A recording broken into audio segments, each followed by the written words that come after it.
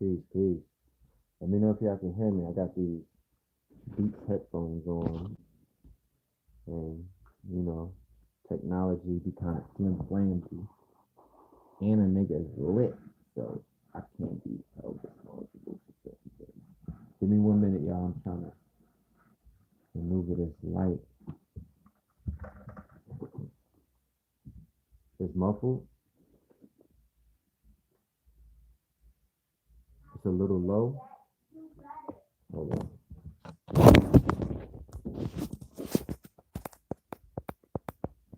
If it's a little low, let me know, because I'm about, I want to get the best audio. Peace, Seattle. Yeah, could we get a roll call on 2000 first few minutes of 2019? Could we do a roll call?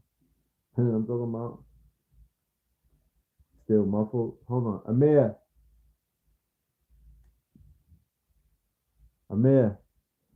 come here real quick. I just need help with these headphones. Turn the volume up. All right, give me 1 minute, y'all. How do you turn the volume up? People saying that it sounds muffled. You can't turn it up. What do you mean you can't turn it up? I usually not saying. There's no volume on these? So how do I get a better sound? Because they're saying it's muffled. You don't get this sound on the Alright. Give me 1 minute, y'all.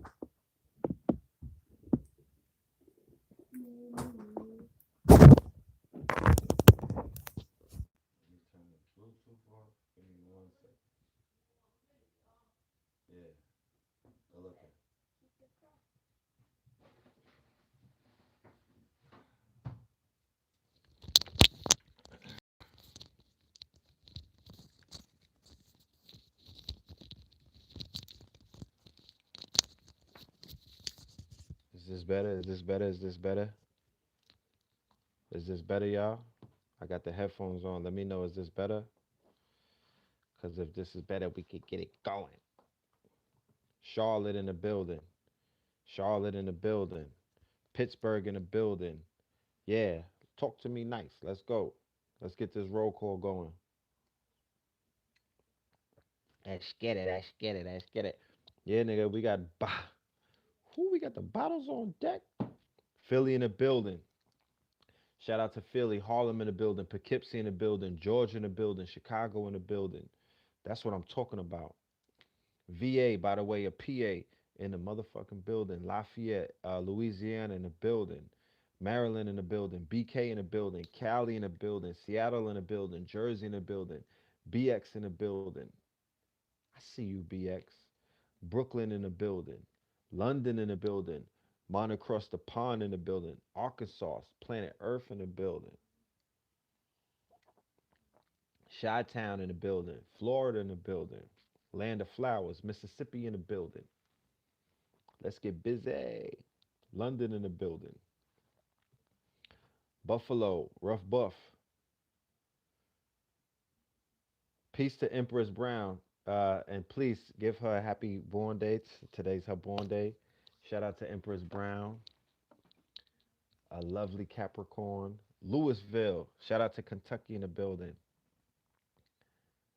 Is the lighting okay? Do I have to work on the lighting? Because we could change. We could. Hold on. Let me see something.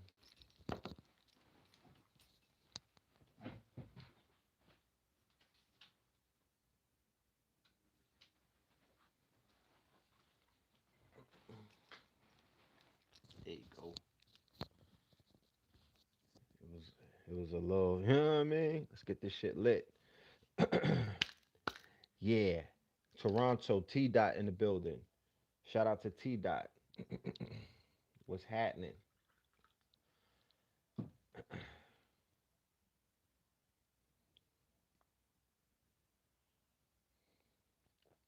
What's the topic?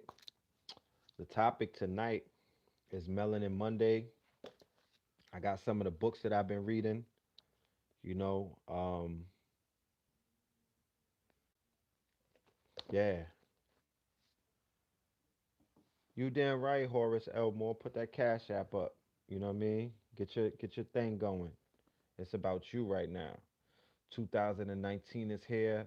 We finally got it over with. The motherfucking ball has dropped in New York. That means that it's New Year's everywhere. I don't mean to sound facetious or whatnot, but if you living with your clock behind time in Houston and shit like that, my nigga, it's New Year's. Celebrate. Pop a bottle. We here. We made it through 2018. It went like this. Now we're in 2019, and it's even gonna go faster. And then 2020 is right around the corner, right? Let's get our minds right because this is a very powerful year. We're going to talk a little bit about what 2019 is going to represent.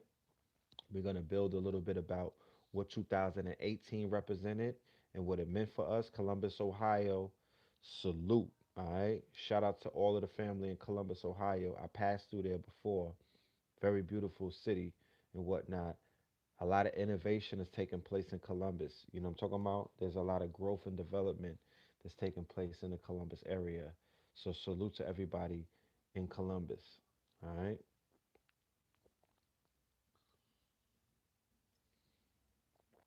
I hope everybody's new year was cool. I decided we were going to do a celebration. We were going to do a party, a black and gold event. And I made the executive decision. Shout out to Detroit. All right. I made the executive decision to not do it, to postpone that celebration. Why? Because there's two things that were involved. Um, One of the things that was involved was three things for that matter. Shout out to Phoenix. All right. That we have Melanin Monday, the 50th episode. And I like to do Melanin Monday late at night. So I had to weigh that out. Then we had the fact that then we had the fact that we didn't have too much time to promote because promotion is everything. I have, like you see, if you see in a roll call, there's people from everywhere that are paying attention and that are tuned in and whatnot. So I wanted to give the family at least 2 or 3 months in advance because when we celebrated the new year, I didn't just want it to be New York people.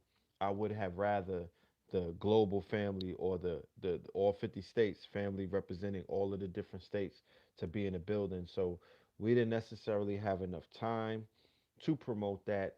And then my son brought up the fact that, he wanted to celebrate the ball drop, even though this is the new fiscal year and whatnot. There's a ritual that I do have when I'm with my father and I'm with my son, and we're together for when the balls drops, and we're able to toast for the wonderful years that we had and the time that we spent together.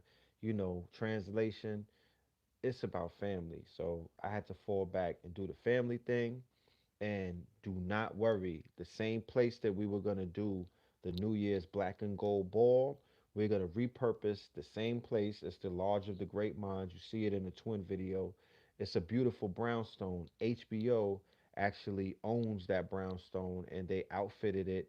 And it looks like 1920s prohibition gangster era and whatnot. The way that the place is set up, it looks like a speakeasy. So we're gonna do something in the very near future with some performers.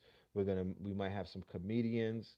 It's gonna be a nice social event. So stay tuned and look out for that. But we're going to promote it at least 2 or 3 months in advance to give everybody the opportunity to participate and to be a part of our ceremony and to be a part of our celebration because we don't want to leave anybody out.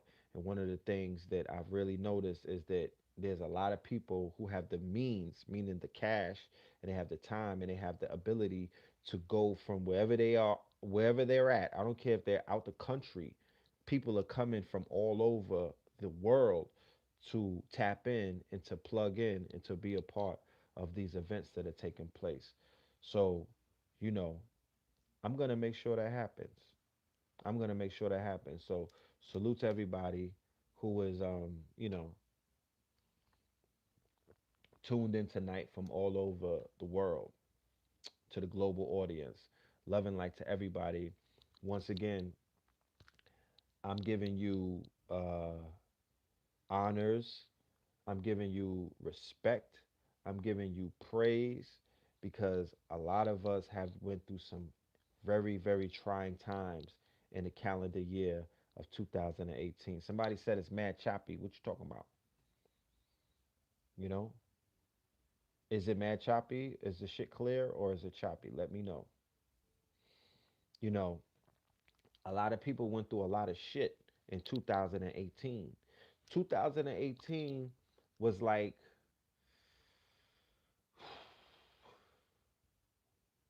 2018 was like that boxing match with with Floyd Mayweather and a Japanese motherfucker. You know what I'm talking about? Real quick uppercuts, knocking niggas out in the first round. You know what I'm saying? It was over before it started. That's what 2018 reminded me of. You know what I'm saying? It was that quick ass match. It was a money grab, you know what I mean? It came and took our money, you know what I'm saying? You know, it just was some shit real quick. Like it was a real quick round. It just knocked niggas on their ass and before you got up, they counted you out and turn up the volume. I'm gonna have to talk into the microphone because the volume is all the way up. You know what I'm saying? The volume is all the way up. You know. So 2019, a lot of people got knocked on their ass, but that knocking on your ass was a lesson that many of us should have heeded and learned. Okay. Unfortunately, unfortunately, and this is when we get serious with it right now. Unfortunately, if you did not learn from that ass knocking uppercut that motherfucking that life gave you in 2018 and put you on your two back pockets, 2019 is going to be a TKO. So, regardless of whatever your resolutions are for 2019, oh, I'm not going to, you know what I'm saying? I'm going to wake up earlier. I'm not going to eat processed foods. You know what I'm saying? I'm going to switch from Pornhub to X videos. You know, I'm going to work out more. All of these things that people are saying, don't be so quick to start writing down resolutions and you didn't review the year that just passed. Like that shit takes time because so much stuff is happening. We're in the quickening, so the news cycle is racing at a pace that this motherfucking chat room is racing at. You by the time you try to read some shit or try to understand what somebody wrote, is something else coming up, and then there's something else coming up, and then there's something else coming up. This is a time for reflection. I wanted to be on the town tonight in my black dashiki popping bottles, you know what I'm saying, doing a shiggy dance with a whole bunch of ladies and whatnot. But that's not what tonight is about. Tonight is about reflection. Tonight is about sitting down, focusing, centering oneself. Tonight is about grabbing these little children that you have and telling them how much you love them and, asking them what is it that they want more from you and how could you help their lives become a lot more easier and better and happier and more fulfilling and whatnot in these upcoming years because we always have to keep in mind that these children, these little ones that we have, they are our number one priority. And if my judgment or from what I see means anything to anybody, I would say that this whole year of 2018, going all the way back to like 2012, they have been trying to affect the mind state and the psyches of our babies regardless if we like it or not. That's what's going on. Our babies are being they're selling them fear, they're selling them depression, they're selling them all kind of suggestions that they should be drug users, that they should tap into heavy drug usage, not smoking weed, sipping lean and shit like that. So as parents, my humble opinion, I don't know everything in the world, but I feel that it's our duty. It is our duty, right, to assure these children because we don't really know everything that they're thinking about. But I think that as parents, we should always assure our children and instill a level of safety or a level of assurity in their hearts that we got them by any means necessary, that we're going to protect them by any means necessary, that we're going to shield them by any means necessary. Look how the calendar year of 2018 ended, right? Because it's not how you start the race, it's how you finish it. So what do we have in Houston, Texas? Mind you, this is the same place.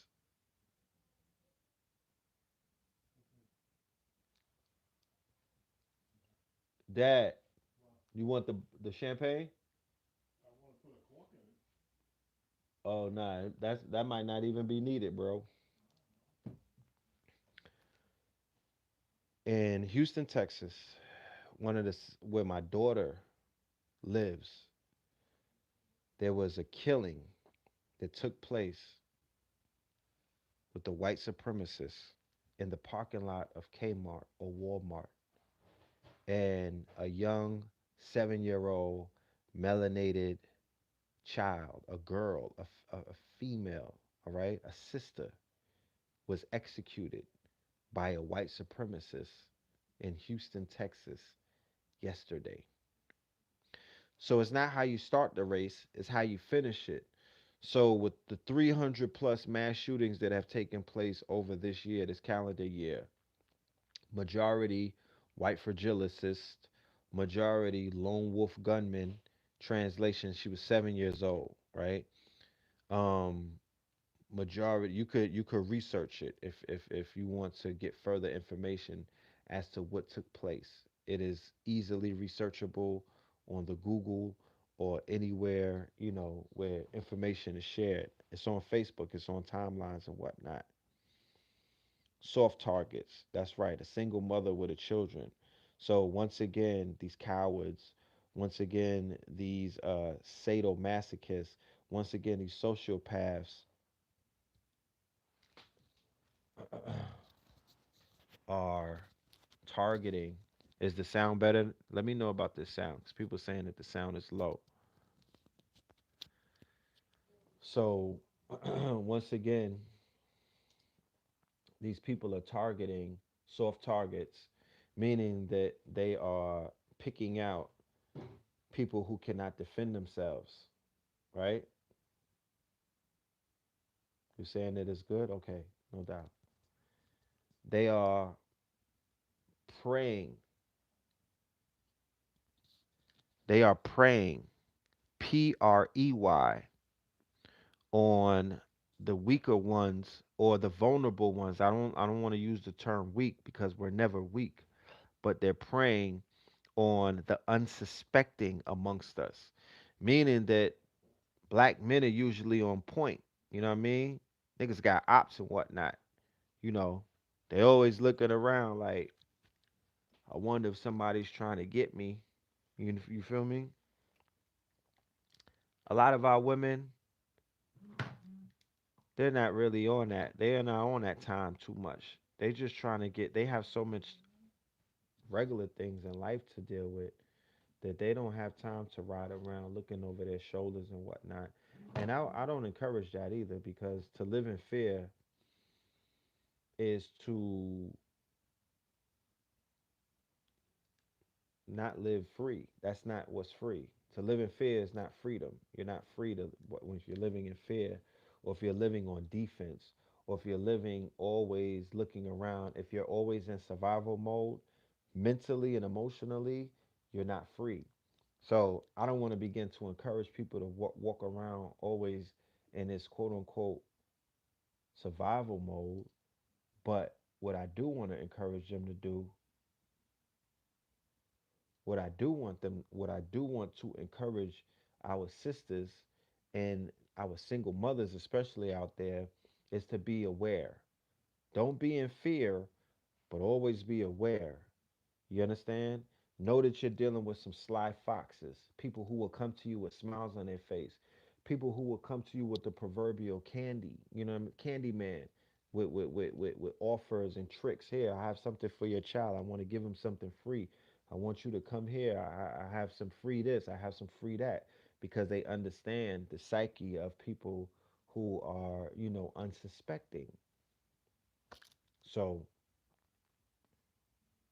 I would say this: in a place like Houston, Texas, where Jay Prince Jr. and Jay Prince Sr. and a lot of other mob ties and a lot of other street elements, you understand? I would task those brothers in this open carry state where these people are out here on some cowboy shit. The brothers, I'm talking about the brothers. All of them are cowboys from what I've seen. They have a lot of artillery. You understand? They're not restricted the way that people in, in places where you can't carry are restricted. So I would say that our brothers that live in these states, they need to deputize each other to take care of some business and to bring that young 7-year old black sister into justice. Because, like I said, the way that they ended the year is the way that they started the year. Okay? We're talking about the race soldiers. They ended the year the same way that they started the year, with that smoke, with that smoke. You understand?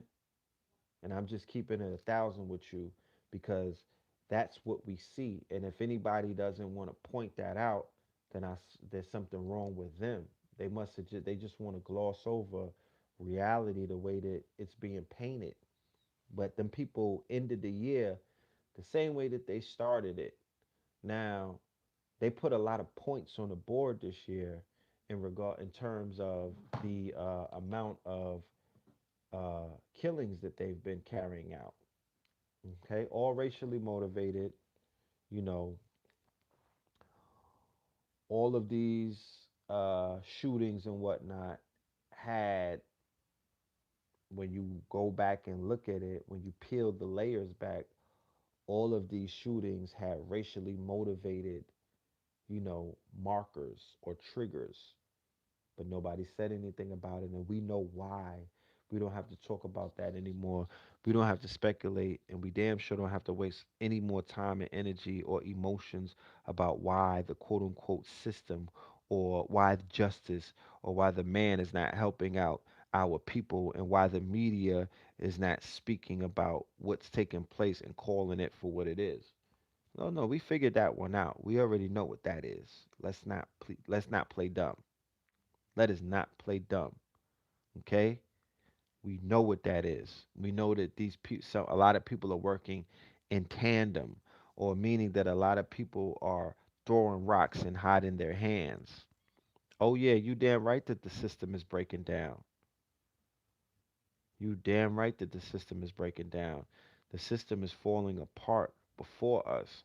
But with all systems that fall, inside of the falling, there's going to be collateral damage and casualties, because even in the fall, that's an aspect of warfare. People Shit just don't fall on its own. There's spiritual warfare going on this planet right now. There's divine judgment taking place on this planet right now. Mother Nature, NTR, Father Time, and Mother Nature then got back together like Cardi and Offset. You know what I'm talking about? They having rough, nasty sex, and they stepping on these people. I promise you. You know what I'm saying?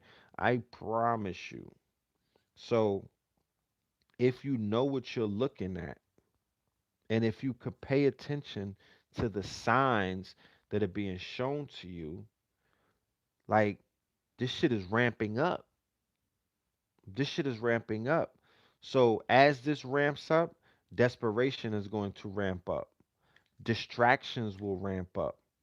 the heinousness, the savagery of the people who you've all for your whole life you thought these were some of the most civilized people in civilization. You're gonna see their horns come out. You're gonna see their fangs come out. You're gonna see them pull the mask back, and they're gonna show you Skeletor. You know what I mean? They're gonna show you the demon inside of them, or the demon that resides on the surface.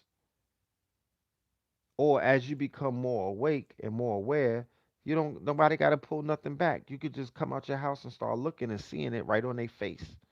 Like the movie They Live with Roddy Piper. They were wearing the glasses. The glasses had the vision to help them see that all of these motherfuckers around them were demonic. Okay? They had entities that were possessing them. When you get your vision clear enough on some 2020 shit, remember 2020 is about clear vision. So when you get clear vision, I promise you, you will be able to see the entities that are on people. You will be able to see the deity. You'll be able to see the demons that a lot of people have in their persona, in their aura. Spirits, like demonic spirits. Like, you can see it on them. So that's what I'm seeing. And I see a lot of desperation on their behalf to do what? To create a reaction out of magical people, right? What's magical people? Black people. What we pay attention to and what we give our energy and our emotions to, meaning that on Sunday niggas is wailing and crying about it, at the water cooler, on social media, on the motherfucking public transportation, young niggas with rambunctious energy, that's what they're focusing on, that's what they're talking about, that's the hot button topic, that's energizing.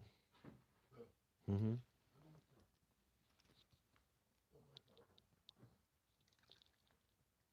Hold on, y'all.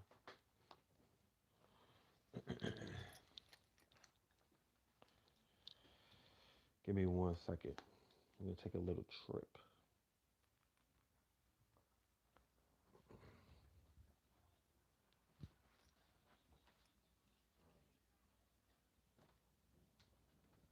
Came through tripping.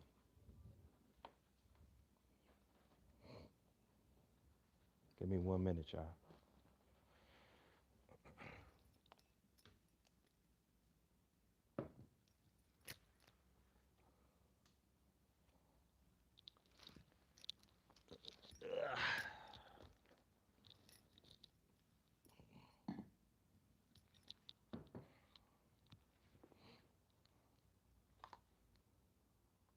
Is that better?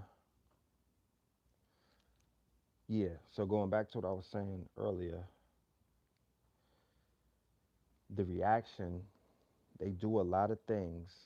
As you can see now, they do a lot of things to enact a reaction from us.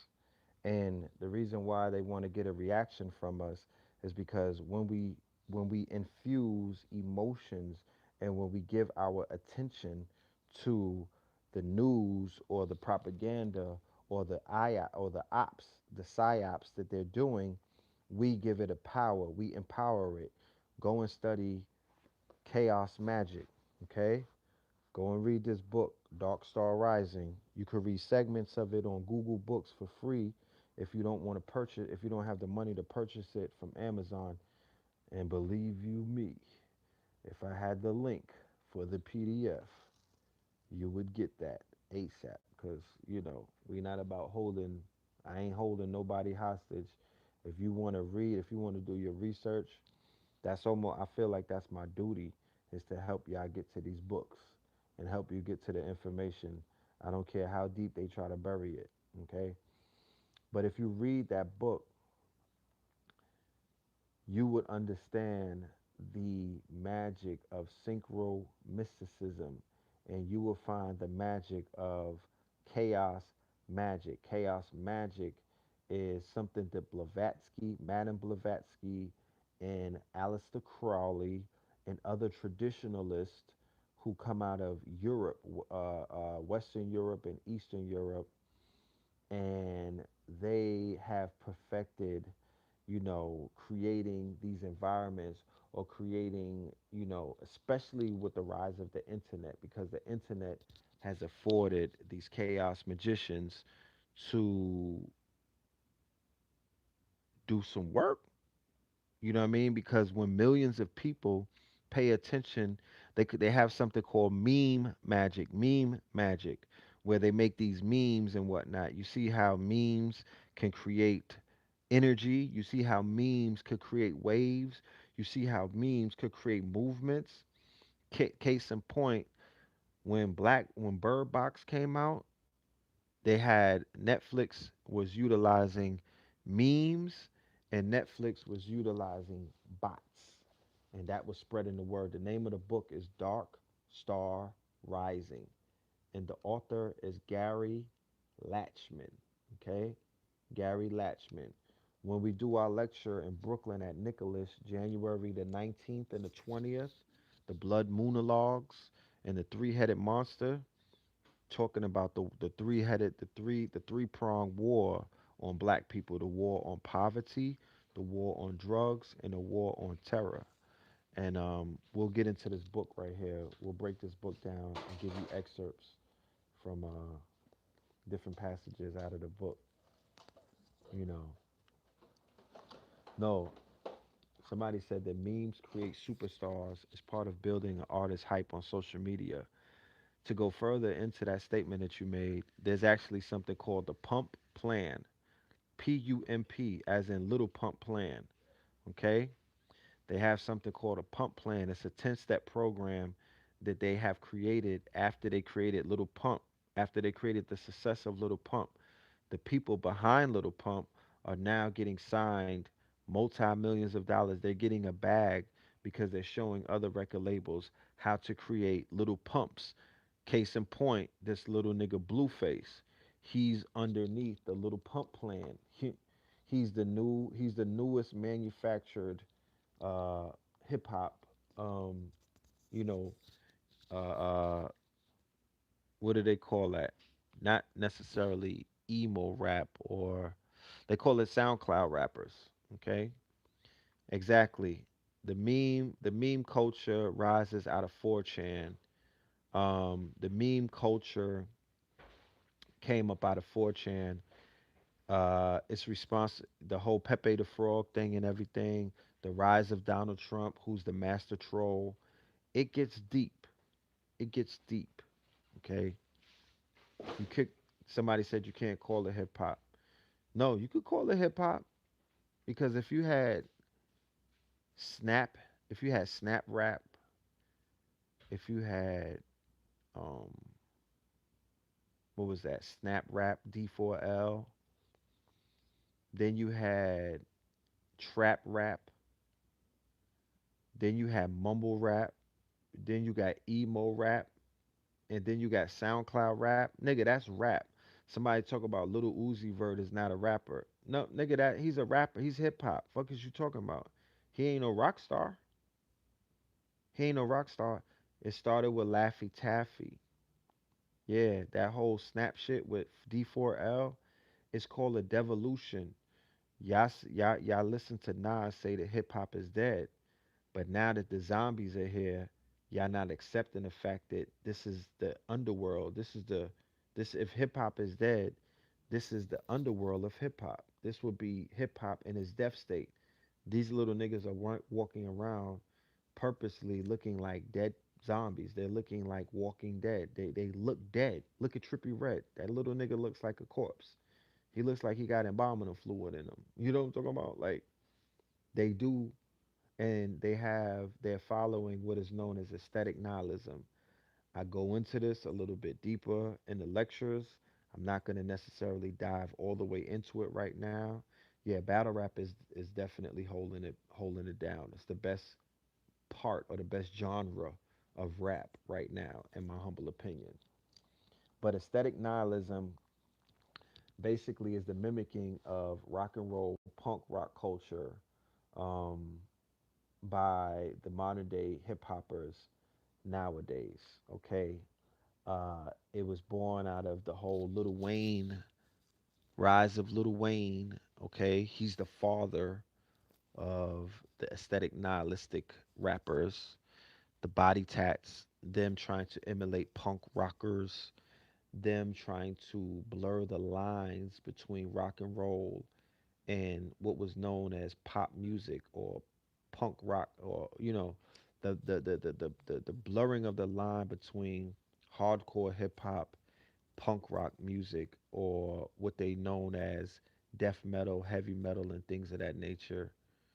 You feel me? And everything begins to devolve. It's almost like the movie Gremlins. So Wheezy would be Stripe, and they fed the nigga after midnight, and all kind of copycats popped out of him, right? Young Thug would be the gremlin who basically would have challenged Stripe and beat Stripe and then took over the other gremlins. Okay. Um, the whole gang affiliation thing.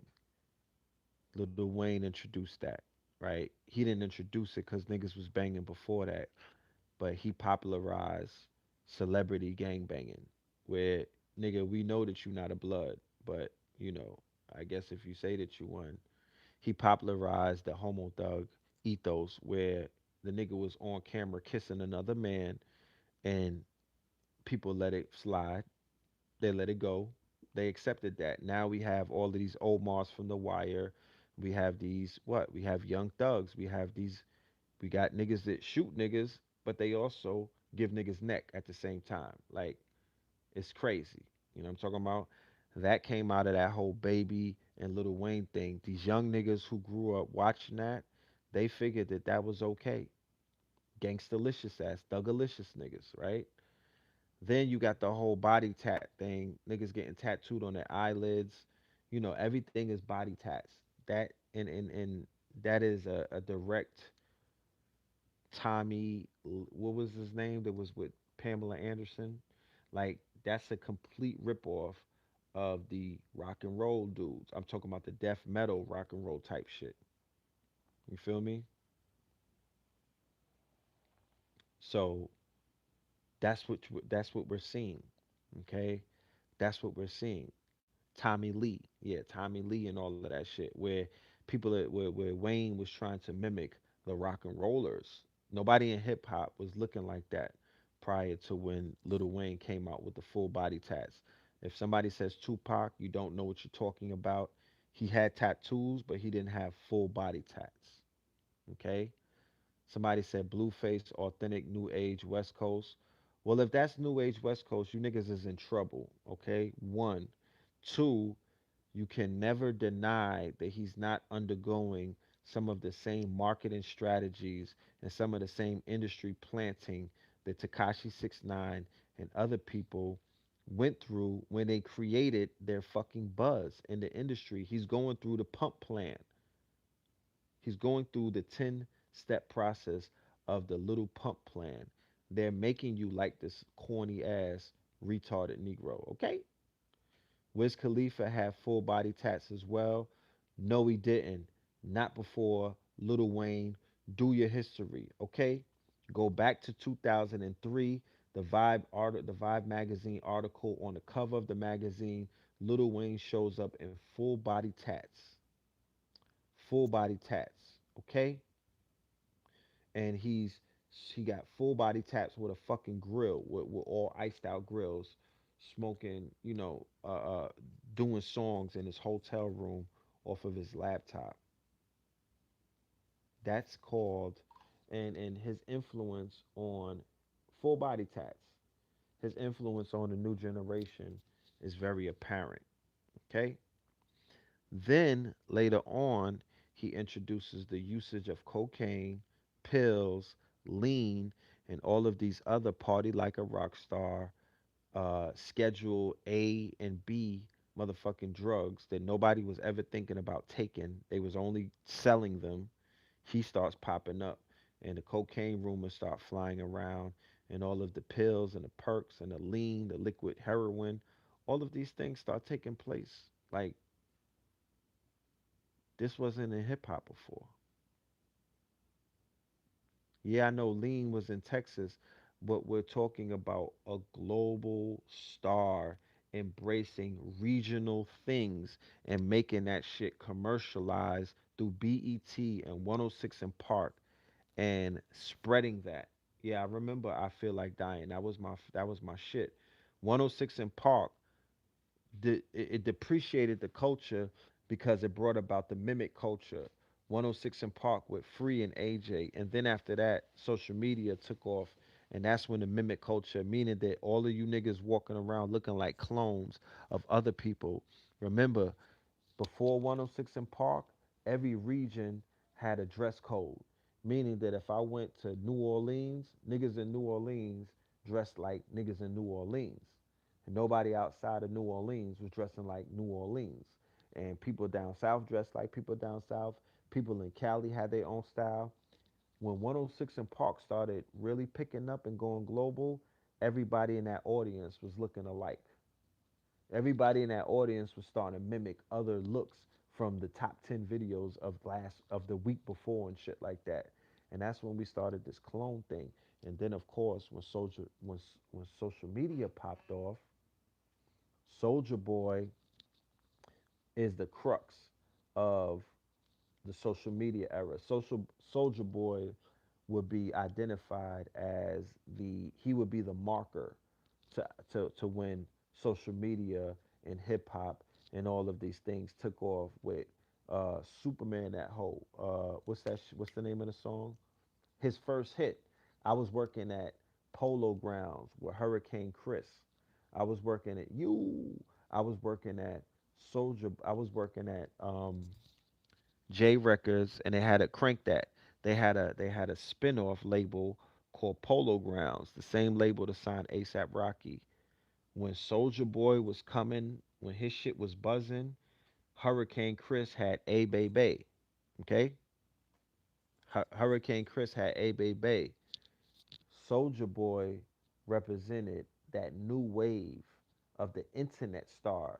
He came from the internet. Niggas at the label didn't even know how to use the internet in regards to promoting themselves and how to make a star via the internet. Soldier Boy was the first internet star. Okay? That's what he did. He popped that off. And he brought in a lot of that. Now, I can't say that he brought in the corny shit because it was already there. But after that nigga popped, and I heard Daylight in the interview with Vlad TV the other day. I don't even listen to Daylight, but I checked it out and I was impressed. And I was like, okay, this nigga makes sense. He's not really a troll like I thought he was. He actually understands the business. And you know, it was over after that. Like that's all she wrote. Cause like I said, I was at the label, and the label was getting nervous because Soldier Boy was rising up in popularity, and he was eclipsing Hurricane Chris because Hurricane Chris was buzzing at that time, right? So so Daylight talked about after Soldier Boy came out, you had little corny niggas like, yo, if Soldier Boy and Arab could pop off, I could pop off.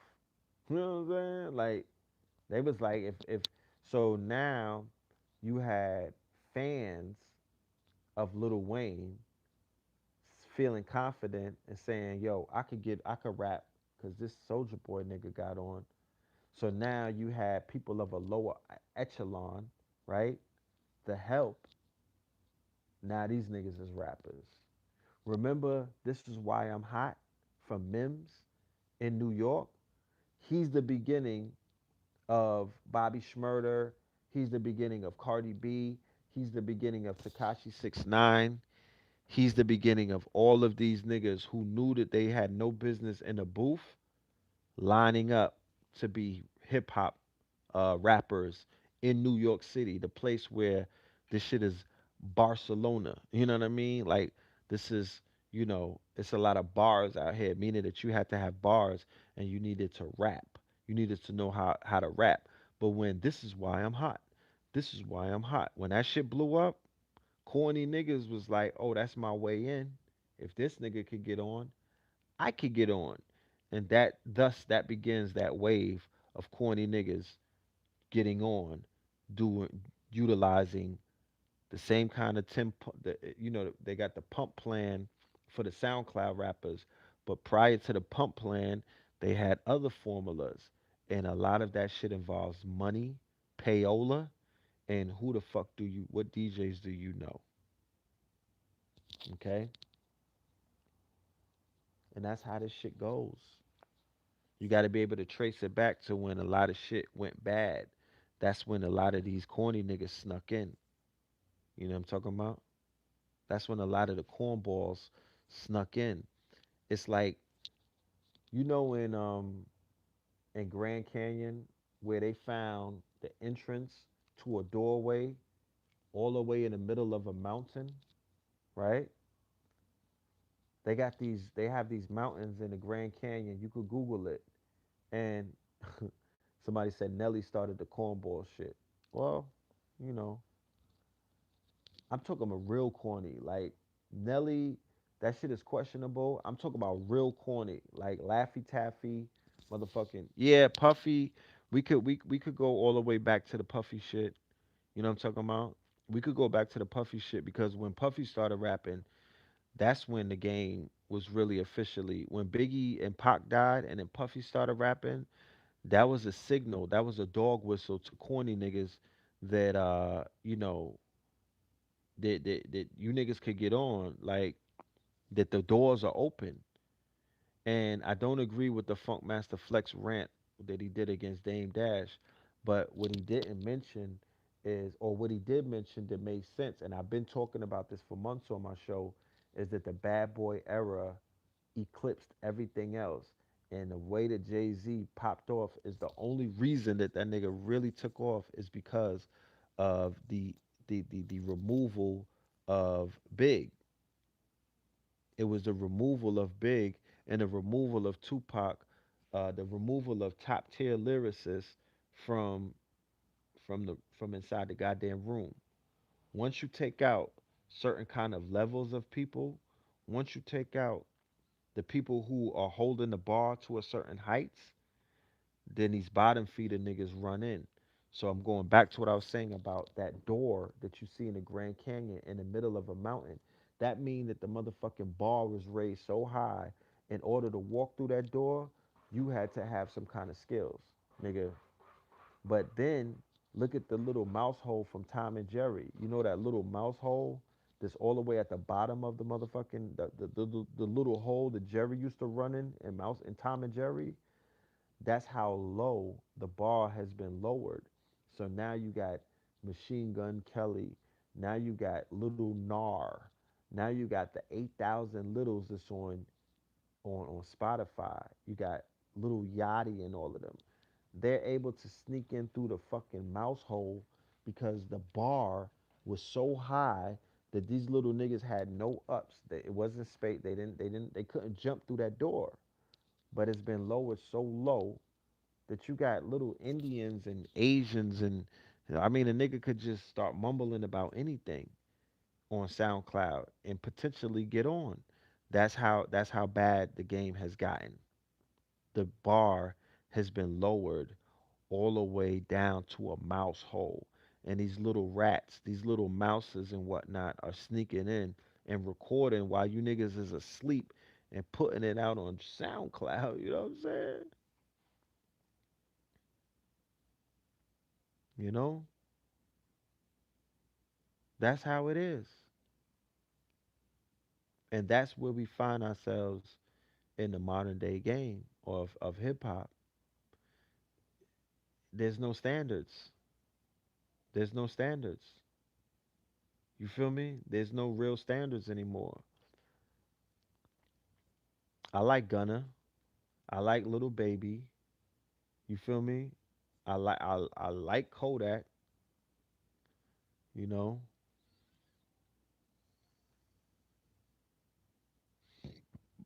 the balling thing.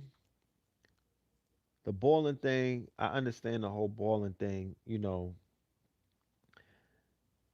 That's a part of that aspect when Jim Jones came out with balling. I'm gonna keep it a buck. Like they did not, niggas did not see Jim Jones as no rapper. You know what I'm saying? They didn't see him as no established artist, you know. But he was in the streets, so they respected his come up because they seen the hustle in him, you know. And like I said,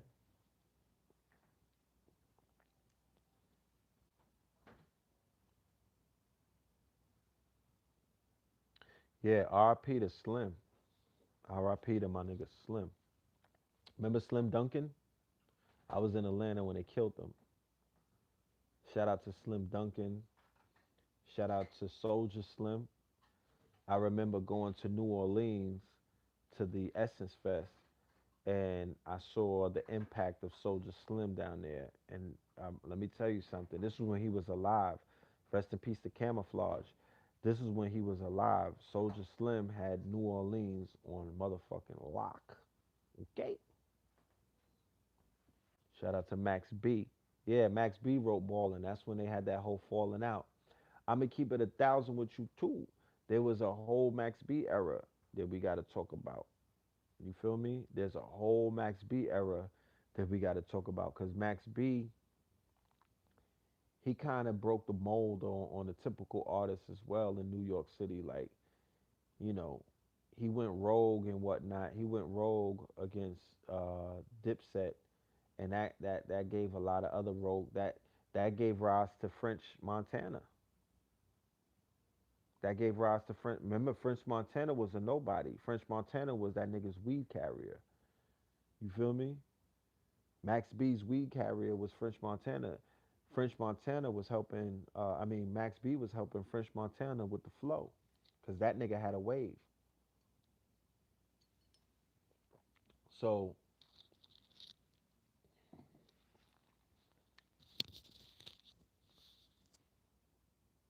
French Montana started out with the DVDs. He had Sub Zero. He was a DVD nigga, and then he would do little rhymes like how Smack had rappers in between the skits and whatnot.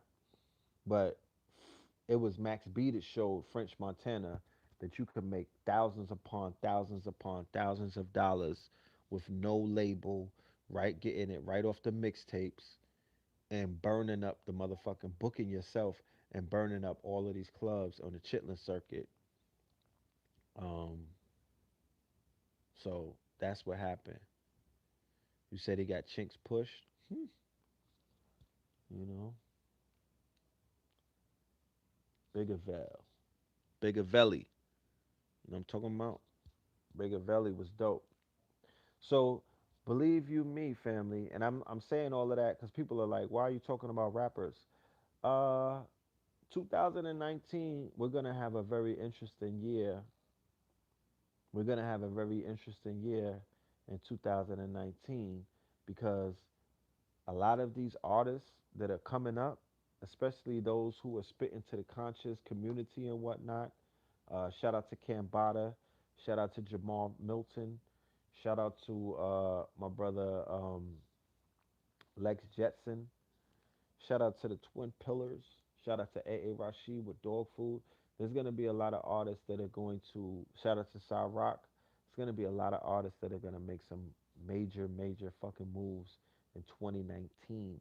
And it's very, very imperative and very important for the family that's out there to support them when you see these artists, these new era. I don't know about the old era. I can't speak for the old era. Shout out to Dead Prez, Mos Def, Erica Badu, all of y'all who paved the way. Y'all are all important. Y'all are all special.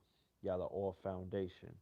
But it's definitely time for this new blood, this new energy, these new artists, you know what I mean, to get on these stages in front of thousands of people, embody this shit, and go in. You know what I mean? And take this show on the road. Take this thing globally. This God hop, this shit gotta go all around the world. You feel me? and it's going to be the family that's out there, not no Jewish businesses and whatnot. It's going to be the family that's going to push us. So we need to be aware of that. We need to rally behind our musicians, our artists, the ones who we feel that are authentic, the ones that are skilled, and the ones that are really doing it for the people. Yeah, Black Thought is super nice. You already know that. Black Thought is super nice. Most Def is super nice. You know, M1 and Stickman, super nice.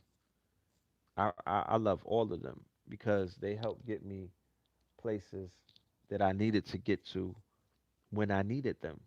I fucks with David Banner. You know, I rock with the old school. I'm not gonna be no hater. You know what I'm saying? Like I won't get on this live stream and talk negative about none of the elders who paved the way and did what they got to do. It's not even worth it. But what I would say, with unequivocally, you know what I mean, without any doubt in my mind, is that those doors or that window on there's a new window opening. That's the best way to say it. There's a new window opening, and that involves a lot of new energy, a lot of new sounds, a lot of new artists. Cause the mumble rap, I mean, in that world, they done passed the torch. So I need these old school niggas to pass the torch to the new school because it's that time. So hopefully in 2019, going into 2020, we're going to see the embracing and the passing of a torch from some of the old heads, some of the older rappers to the newer ones. Like that's what I look forward to, because if they could do that in the trap rap world, then why can't they do that in this world? Because Gucci Man and them, they co-signing the younger niggas. You feel me? Jeezy and them and Ti, they co-signing the newer trap rappers. So how is it that these neo souls? How is it that the old school Talib Kweli, who are they co-signing? Whose name is coming out their mouth? Who are they bringing on stage with them and saying that this is the future? Who? Because I don't see the only person that I see them embracing, and that's my sister, and I love her, and it was just her birthday, is the sister Rock and Soul Messiah, because they put in mad work, and it's some of the illest, and she's one of the illest MCs uh, on the planet. So we know that the system is not completely broken down, and yeah, they're embracing the sister, and I appreciate that fact, but why they need to embrace some more people. You know what I'm talking about? Like they need to make their thousands upon thousands of fans aware that there are new artists that are out there that are tearing shit down. They got bars. Like, you know what I mean? Like that my dude Cambada is a monster. He bodied cannabis on his you know, on his old shit. I like Jean Grey. I like Rhapsody. You feel me? I respect them, but I'm good. You know what I'm talking about? I'm good. You know, I'm also speaking about some of, look, West Side Gun and Conway, they didn't embrace A. Rashid. They brought him into the fold. You feel me? Oh, thank you. You sent me the Dark Star PDF. I appreciate you, King. Yeah, I'm gonna share that. I'm gonna share that. If anybody wants this PDF, hit me on my Instagram DM, on my DM. All right. My Instagram name is EL_Filthmore. PHILTHMOOR. Hit me on my DM. I will send it to you free of charge. You know what I mean? This is all New Year's love because I want you to get this fucking information. I promise you. This is one of the illest books that I read in a very long time. And on God, that nigga copied my lecture on Mama. When I will send you the lecture that has all of this information in it. I promise you. I don't know when he published this shit. Let me see. But he had to publish it after I put out this lecture, bro. Because everything that I was talking about in it's called Hitler 3.0, the Black Up Fear of a Black and More Messiah lecture. The whole lecture showed up in his book. But I'm not mad. You know what I'm saying? I'm not mad at all because I don't own none of that information. I don't own not on mama, I promise you. But I don't own none of that information. It might be synchronization, but god damn it, I mean that's a lot of synchronization, bro. That is a lot of synchronization. But go and get that book. Go and read that book. Go and research it. Understand what chaos magic is, meme magic, synchromysticism. All of these things are at play right now. I promise you. That is the magic that the media is using.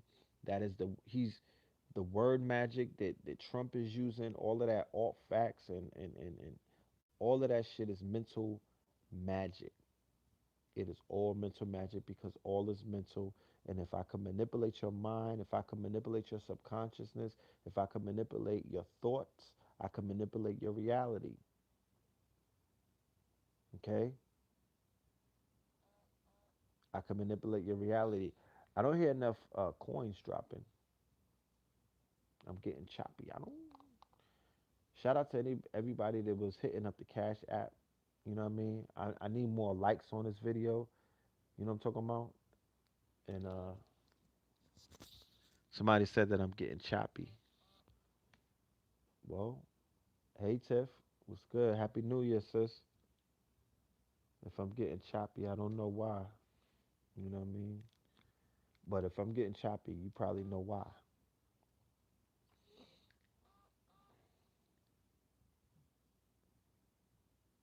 Oh, y'all not playing no games. Y'all really hitting up my Instagram DM like a motherfucker. This shit is just, it's popping right now. Y'all sliding in my DM unadulterated.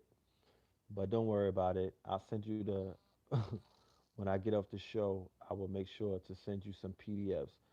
Nigga, make sure y'all slide into that Cash app too. How about that? You know what I'm talking about? Money sign Phil Moreland. Okay? Money sign Phil Moreland. Let's hear them coins like I'm Sonic. But yeah, man.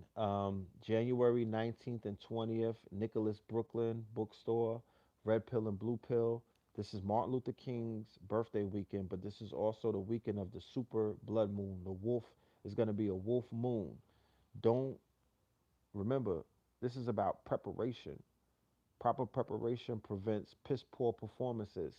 Let's not talk about these blood moons after they come. Let's get ready for these shits. So, January 19th and the 20th, we're having a lecture called the Blood Moonologues. And then on the 21st is the actual moon. So, maybe collectively we could get our minds right, right?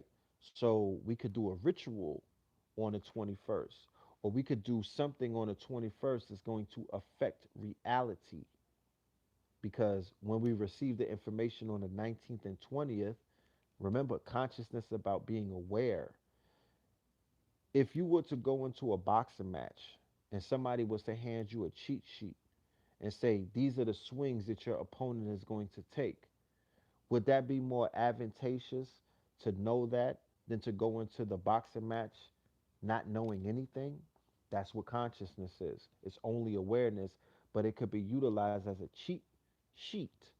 And the information and the research and all of these things is only utilizing, it's only to empower you so you could take the information and run with it so you could win at many all of the fucking games that are out there that's called life. That's what we doing. So get on top of the cheat sheet, my nigga. Pull up to these events with your notepads, and I promise you this: you'll never come to an event that we give where we just up there talking to you niggas about nigga shit. We're gonna give you a motherfucking presentation, okay? We're gonna give you a presentation with some information. We're not just gonna be up there wasting your time. Let's be clear. And that's no offense to anybody else that likes to do shit like that. But if you come to if you come to any lecture that I give, my nigga, a lecture is a presentation. You can't speak a lecture. You got to teach a lecture. So you got to have a PowerPoint or a keynote, okay? Something that you put together. That's what we do. We're going to teach you, okay? We're not just going to talk because talking doesn't solve anything.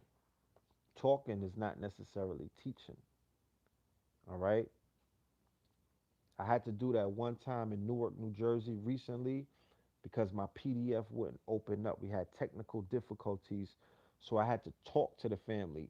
And then afterwards, they was like, "Oh, Red, you did a great job." I was like, "No, nigga, I did a horrible job because I had to talk to you niggas. I couldn't teach you. Yeah, I think that I was dropping information. You didn't get a chance to see the PDF, nigga. I had some bars for you. You know what I mean? Like I was gonna blow your mind. So you come to one of our lectures, we're teaching. We're not talking. We're teaching. We're going in. All right. That's going to be January 19th and the 20th. We're going to be live streaming that. Brother Joel from Nicholas, he's mastered live streaming. So his live streaming is not janky. It doesn't drop. It's not buffering and pixelated. It comes out clean. So look out for the flyers. We'll be promoting that on my Instagram. And once I get this janky ass YouTube shit together, we'll be able to have intros in the videos and outros and shit like that. What do you really want to see happen this year? King Colo Year asked me that. Okay. What do I want to see happen this year? More than anything, I want to see us winning. I want to see us winning. What does winning mean? When I wake up and I go on my Instagram in the morning, one of the things that I'm looking for, because I know that I'm going to see some ratchetness, that's like, sometimes I'm just searching for levels of ratchetness that would take me into a ratchet, this would bring me into a ratchet mind state. I go on World Star. I know that I'm gonna see ratchet shit. I'm not. Somebody's getting knocked out. Somebody's getting cursed out. There's a tranny saying, "Don't call me a man. Call me a woman." I always know that there's an unlimited supply of that. But what I'm really looking for when I go on Vlad and World Star sometimes in the morning, or when I go and check up on YouTube, I'm looking to see some articles or some stories about our people winning, meaning that we scored 1 point against the system. We redeemed ourselves. We pulled up on Zimmerman and dumped the extendo. You know what I mean? Shit like that. I be looking for shit like that and I never see it.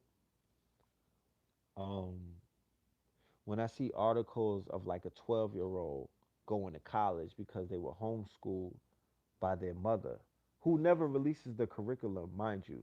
There's always these kids, these black kids that are going to like college at 14, Doogie Howser little niggas. But I'm like, who the fuck taught them?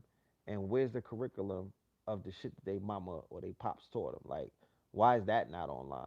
What the fuck? Who taught these little niggas? Like, because they didn't go to a school with a Jewish lady, because the Jewish ladies that teach us, their job is to stop us from going to college at 12. Why don't you think nobody comes out of these schools with these old Jewish women to teach them? You niggas are not advancing. You can see that they've been stifling us in school because the homeschool students are graduating at 13 out of college, my nigga, out of college because black women and black men are teaching them at home in environments. Shout out to Les Charles, my naga, because black parents or black teachers are teaching them, right, in environments that are conducive to who they are into their higher learning. But when we're inside of common core curriculums, or when we're in charter schools, or we're, goddamn it, when we're in public schools or special education, where we have these Israeli Zionistic Eastern and Western European descendants teaching us to hate ourselves and teaching us that we're nothing but offspring of subservient sharecroppers,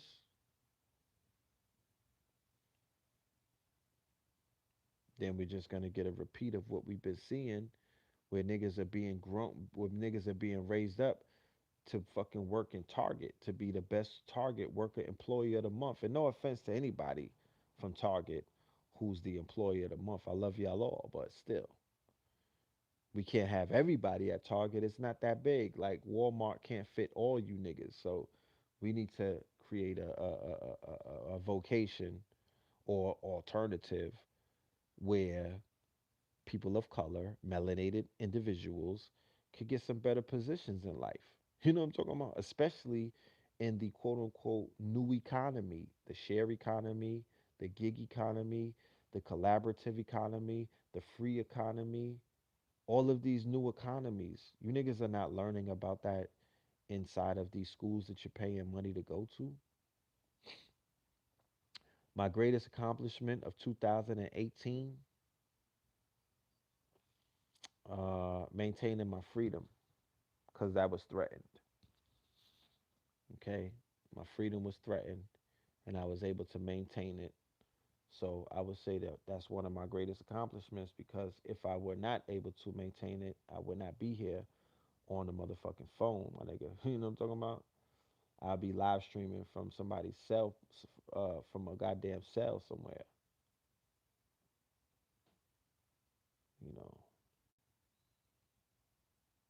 there was a lot of victories in 2018 though. I'm not saying that for some braggadocious shit. Like, I think what we did with the shifters was mind blowing.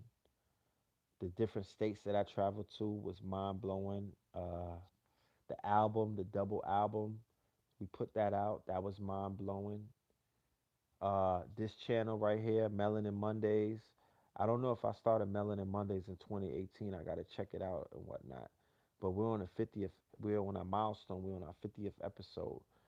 That's powerful. Being able to establish my own platform and leaving, removing myself from surrounding myself with other platforms and other speakers and whatnot, and just working on self and my own brand and whatnot. Know the Ledge Media, Red Pill, Blue Pill. Yeah, that was monumental. Oh, it was January 2018. Thank you, David. I appreciate you. So yeah, we've been doing Melanin Mondays for a whole year in 2018. Third Eye Thursdays. You know, that whole shifters movement, paradigm shifters movement. You know, fulfilling the community aspect of conscious community, because people was like conscious community. No, what community? What are you talking about? Conscious community? There is no community. The only time that y'all saw the time that y'all saw a conscious community would be with the shifters. Because other than that, can you point out any group of teachers and scholars and people who had more than 50,000 followers who was able to put their ego to the side and stand on the stage with each other, and they wasn't having a pissing contest, or they wasn't arguing or taking personal shots at each other? You cannot name no time. If you I will wait and sip on this crushed grape, this sparkling, these sparkling grapes, and I will wait for you to give me the name of three individuals from three different walks of life, meaning that they came out from three different schools of knowledge, and they stood on a stage and they were able to make you niggas in the audience proud. It never happened. So the aspect of community and conscious community is false. It doesn't even exist. It's a fucking misnomer. And it was fulfilled in 2018 when you saw the movement called paradigm shifters. Don't bring up one person's name. I said, give me 5 names of 5 different individuals who were able to stand on a stage, not stand in in brother Richard's basement and do a video together, because doing a video is nothing. It doesn't take anything to do a video with another nigga who you might have opposition with. I'm talking about travel the world, lay up in hotels. I'm talking about get on the same plane with this person. I'm talking about going to different islands with these people. That takes a lot of resolve. That takes a lot of maturity. That takes a lot of putting your ego to the side. That takes a lot of strength.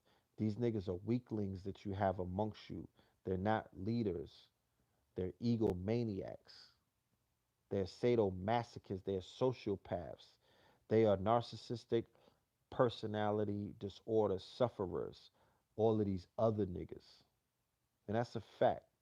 And I don't gotta degrade or diminish nobody. But if you understand, if you study people's actions, then you see how they move. These niggas are not unified. They're not about building anything for nobody. They're only here to take your lunch money, which they've been successfully doing for the last 15 years. And they're taking your attention and your time. How many of you niggas have been distracted in 2018 listening to some of these fugazi ass niggas living in their mama's basements babbling about nothing? They don't have anything. They haven't accomplished anything. Their children don't even like them like that. You know what I'm saying? They don't have no relations. Real talk. They're rejects. These niggas is nincompoops. They don't even have any kind of intellect. They're giving you basic intellect. They're not even giving you intellect. They're copying shit from DJ Academics page. Come on now. Nigga, academics is deeper than them. So you can't name me a group of 4 or 5 different people who wasn't, you know, running around, you know, trying to challenge each other or, hating on each other, low key, fake loving each other. Nah, it doesn't exist. It doesn't it doesn't exist. So what I participated in this year is some shit that I was waiting for a very long time. So it was fulfilling to my soul. It was fulfilling to my soul, and it restored a lot of faith that I lost by participating in a cesspool of consciousness, because it's sickening. You know what I mean? It can make you sick. It's very toxic. It's very negative. It has demonic spirits. It's a lot of demonic egregores floating around. It's filled with a lot of jealousy and envy amongst grown men who they like the niggas in the bathroom that's try to stare at your meat when you're taking a leak. You know what I mean? These niggas is pocket watching, but they also meat watching. Like they are homoerotics because they're really worried about what you got versus what they don't have. Real talk. That's how these niggas be moving. They're very jealous. You know what I mean? And that's scary. That's very scary. Yeah, that's a pause. But these niggas is cause they having they meat watchers, cause they having dick measuring contests. That's a fact. And a heterosexual man who's comfortable in his masculinity will not stand around measuring his meat with another man. These niggas is moist. They moist. And when you get into rooms with them, the same niggas that be talking crazy about other men on YouTube, these niggas be hugging on each other, rubbing on each other. Yo, is that velvet? You know what I mean? Oh, you growing your hair long? They touching your hair like white people do. I promise you, y'all niggas never been in rooms with these niggas, so you don't know what I'm talking about. You don't know what I'm talking about. But it's all wrestling. It's WWE, WWF. It's not real. It's not real. Don't believe half of the shit you hear and see on the internet. It's not real.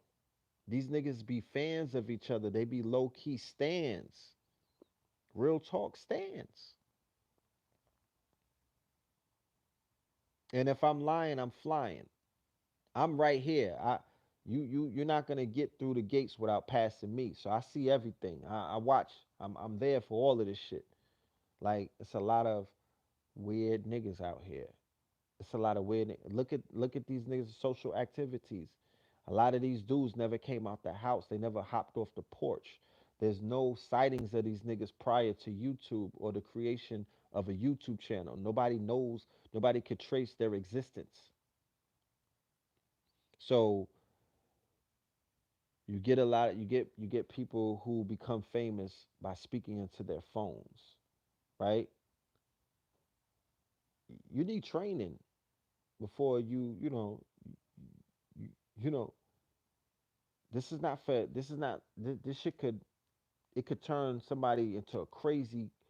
This could mutate the normal mind. This could make you go egotistical crazy, having all of these people saying that they love you and they like you and thumbs up. You seeing all of them rainbow hearts and whatnot when you talking. That shit got niggas going crazy. You know what I mean?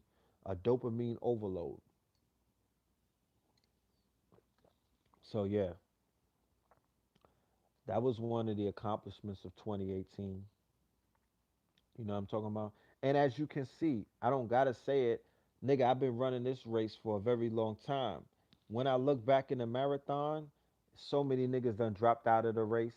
So many niggas didn't have the legs to run. They don't got Kenyan legs. Go and do their DNA. They don't got no Kenyan in them. So I started out running with a whole bunch of niggas.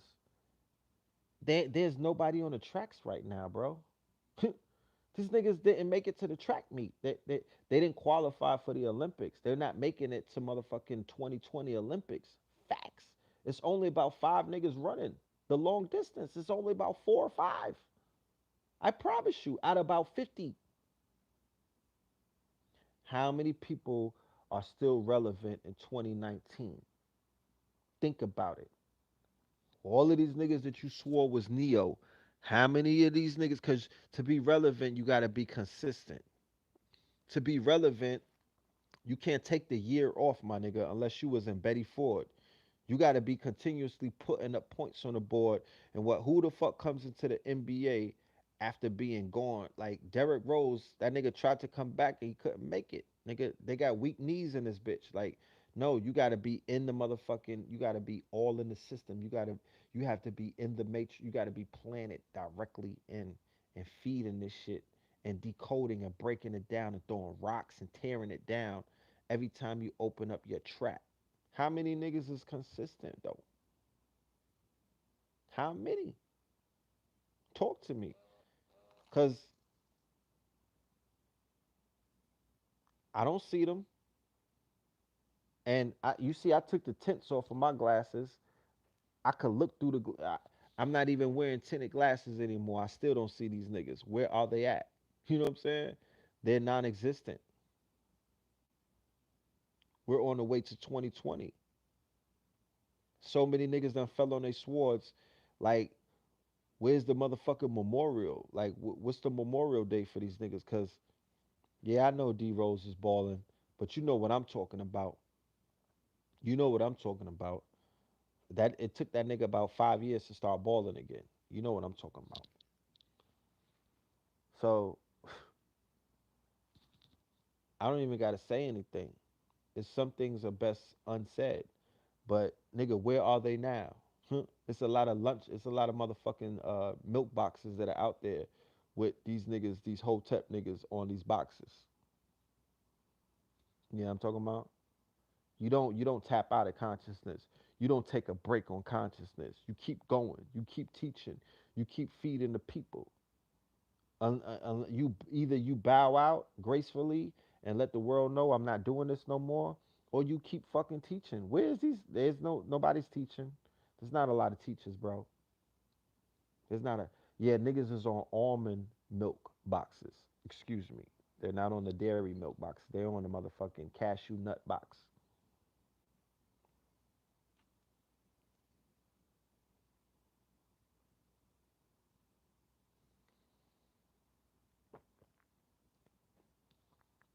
And once again, that's not me being facetious. I'm not trying to stun on nobody. I'm just keeping it a buck from my perspective and my vantage point in the way that I see it. Shout out to my brother Professor Griff. He's doing his things. Vegan Verb or Loaded Lux? Loaded Lux. I like Vegan Verb, but he gonna talk to Lux. He gonna eat his food. I don't see Lux in a 3-0. It's gonna be up to the. It's gonna be a debatable. It's gonna be a debatable. You know,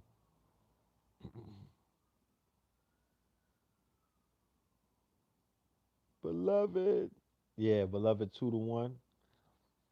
I hope so. I don't want to see that nigga get washed. You know what I mean?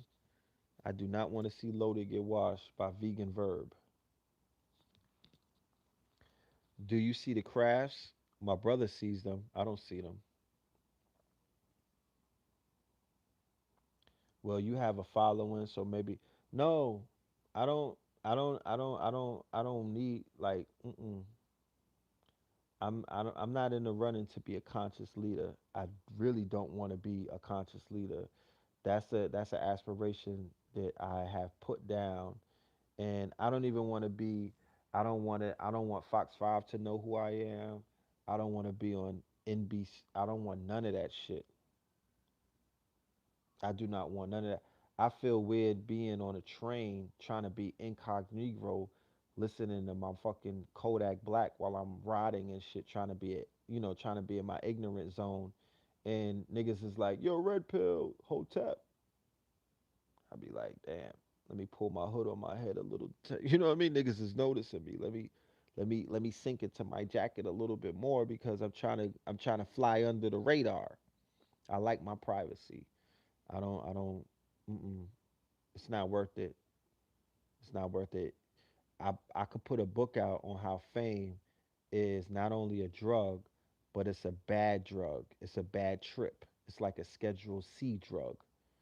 It's nothing that you niggas should want in your system. Okay? It's nothing that you should want in your system.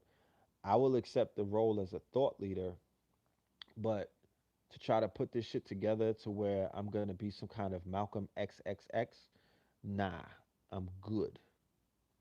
I'm super good. I'm super good. That shit is not what it's cracked up to be. It's not what it's cracked up to be.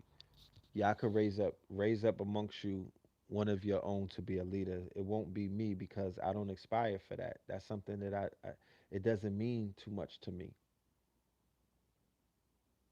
It doesn't mean too much to me. And I'm talking about, you know, let me just be the big homie. You know what I'm saying? Let me just be the big homie. Let me be your friend. Let me be your business partner. You feel me? Let me be somebody who can inspire you, respect me as an artist and, respect me as a creator. And, let's get together and gather and share some ideas and whatnot. Let me be an innovator and a disruptor. Help me with my disruption. But leader, mm-mm, not in these days and times. Not in the era of followers. You know,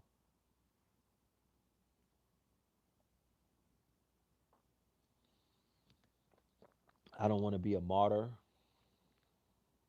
You know, I don't want to be a savior. I don't want to be a martyr. I don't want to be on nobody's murals. I don't aspire for that. I'm just sorry. I just want to be a father. You know what I mean? And I want to be a husband and a good man. And I want to make my children proud. And I want to make my parents proud of me before they leave this planet. You feel me? That's all I aspire for. You know? And if the shit goes down, down, down, down, down, if it goes down, down, then I just want to be a motherfucking, I want to be general butt naked. You feel me? You know,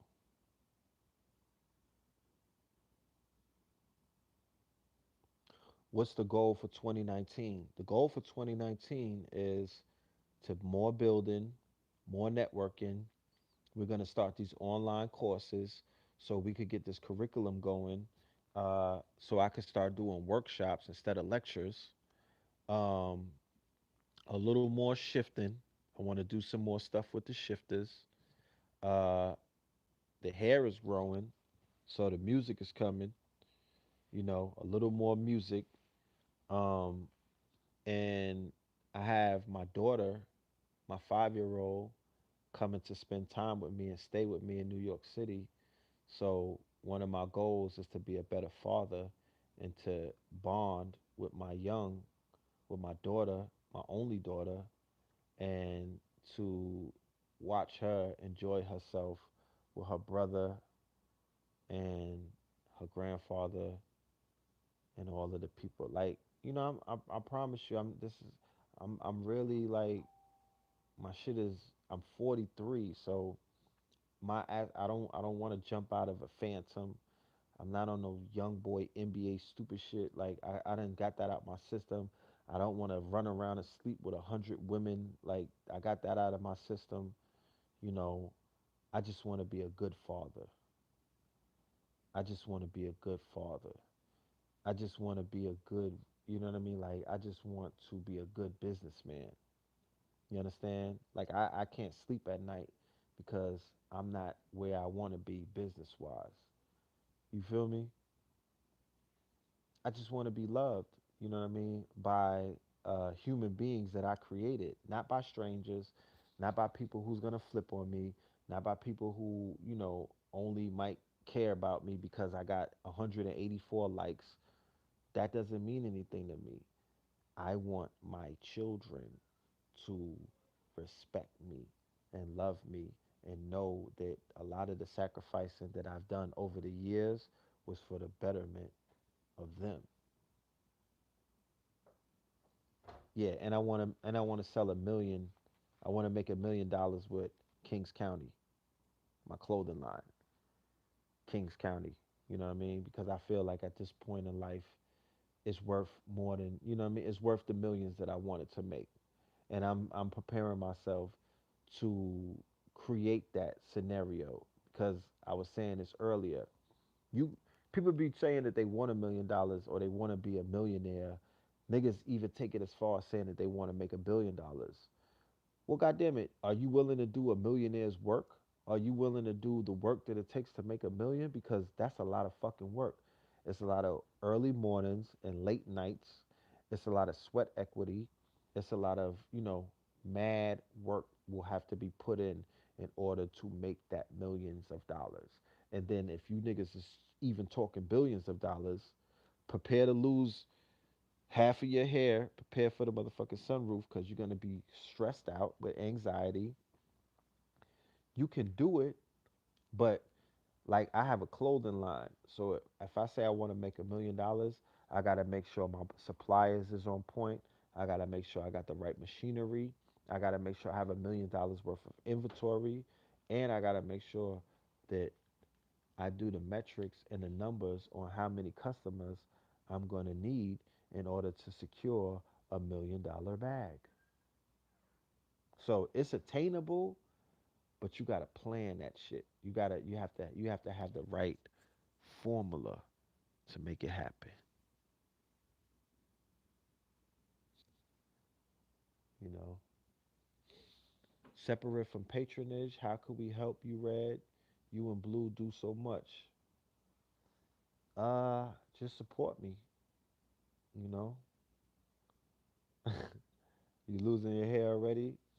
I'm on my last leg because once this shit goes, it's over. So I figured I have to grow it out because I don't know how long I'm gonna have this hair. You know,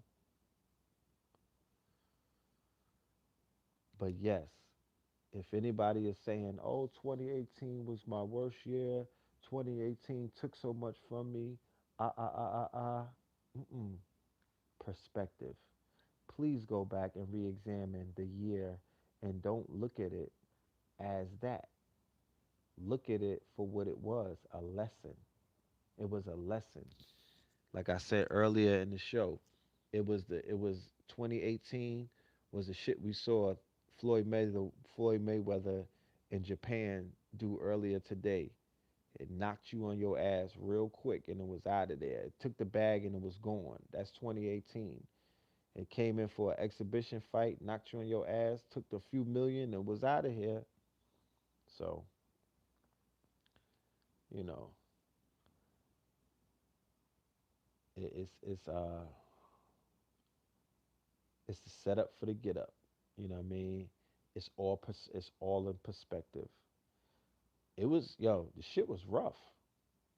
It was going so fast that it was rough. But the rush, the fastness of it, and the roughness of it, right? Think about this. If you had a conversation with a piece of coal or some carbon that got turned into a diamond, right? If you had conversations with coal, like if a piece of coal wrote a book, Conversations with Coal, right? And I'm not talking about J. Cole either. And it talked about the process of what it took to become a diamond. Nigga, that's gonna be a motherfucking Subway novel. It's gonna read like all kind of scary. Like you're gonna be like, oh my goodness, this shit is crazy. Like I can't believe that the coal went through so much pressure. But it's a cold world. You know what I mean? Shout out to Uber Beats. It's a cold world. And you're going to realize that that pressure and all of that shit that the piece of coal went to was for the end result, which was a multifaceted diamond that was shining. So, whatever your challenges may have been that you didn't necessarily get broken from because you're here with us now,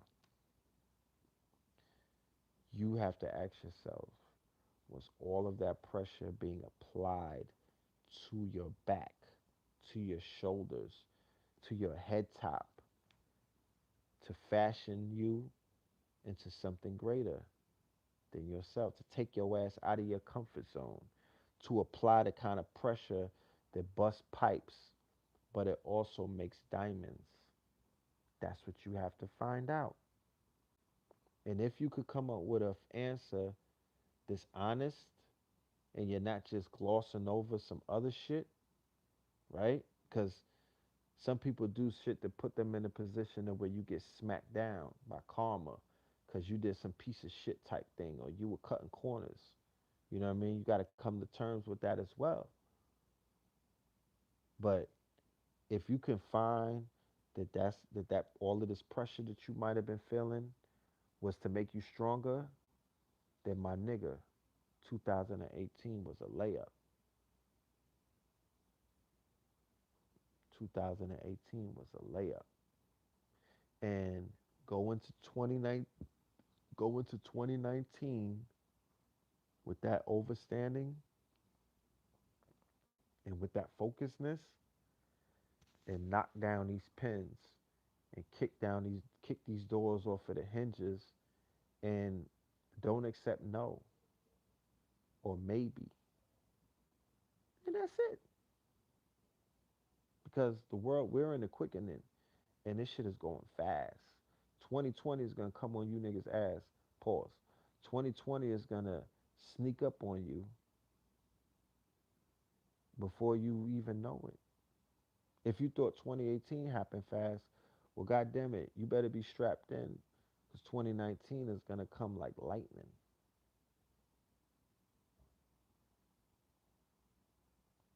and you're not gonna be able to save the world in 1 year. Maybe you're not gonna be able to, liberate all of the slaves out of Libya. You're not gonna be able to, you know, get Wakanda built. You're gonna be in the process. Trust the process, my nigga.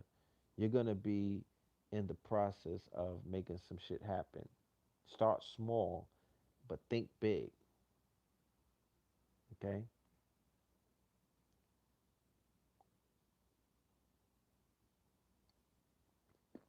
Start small, but think big. You know, Everybody thinks they can save the world when they start out. Then you realize that you the world. You know what I mean? Save yourself. You the world. The world exists within your mind. So the, the key to saving the world is saving your black ass. That's how you save the world. And the closest world that you got is your seeds, your progeny. That's the closest worlds or the closest planets or the closest universes outside of your black ass. It ain't some nigga on Instagram or YouTube. It's your progeny. So why don't you start saving yourself? Get yourself, grab your nuts, save you, and then save them. And then worry about that nigga in the train station is begging your ass for something to eat. You worry about him after you take care of home, because that's the real wealth. That's the true wealth. You know. And to me, my 2019 is gonna be more about that. You know, because I could talk it, but I gotta really, really walk it. And that's my plans to really incorporate these seeds and these children into more of my everyday, you know, movements and whatnot, and to make sure that they are taken care of, and they don't got to go through the struggle and they don't have to figure this shit out. I got to make sure that this shit is figured out for them so they have some kind of assistance, right? Because the world ain't getting easier, it's getting more challenging by the day. The world is getting more challenging by the day. They're not making it easier for us. They're creating obstacles, kind of shit. Somebody said, Red, what do you think about getting with a sister with offspring, my dude? I'm going to tell you like this, right? I'm going to say it like this. What was it? This year? When did I get? No, it was 2 years ago. I was seeing a sister, right? Now, I seen this sister before, but we kept rekindling the relationship every now and then, right?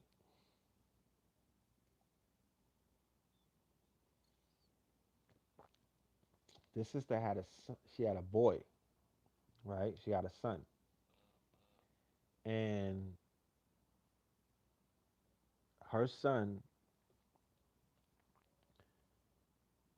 didn't necessarily, you know, her son. How can I say this? It was evident that the absence of the father had an effect on the behavior of the son, right? So the way that her son would move, it was like he didn't want nobody with his moms. Like, you know how some sons, you can't distinguish if it's the fucking son or a boyfriend?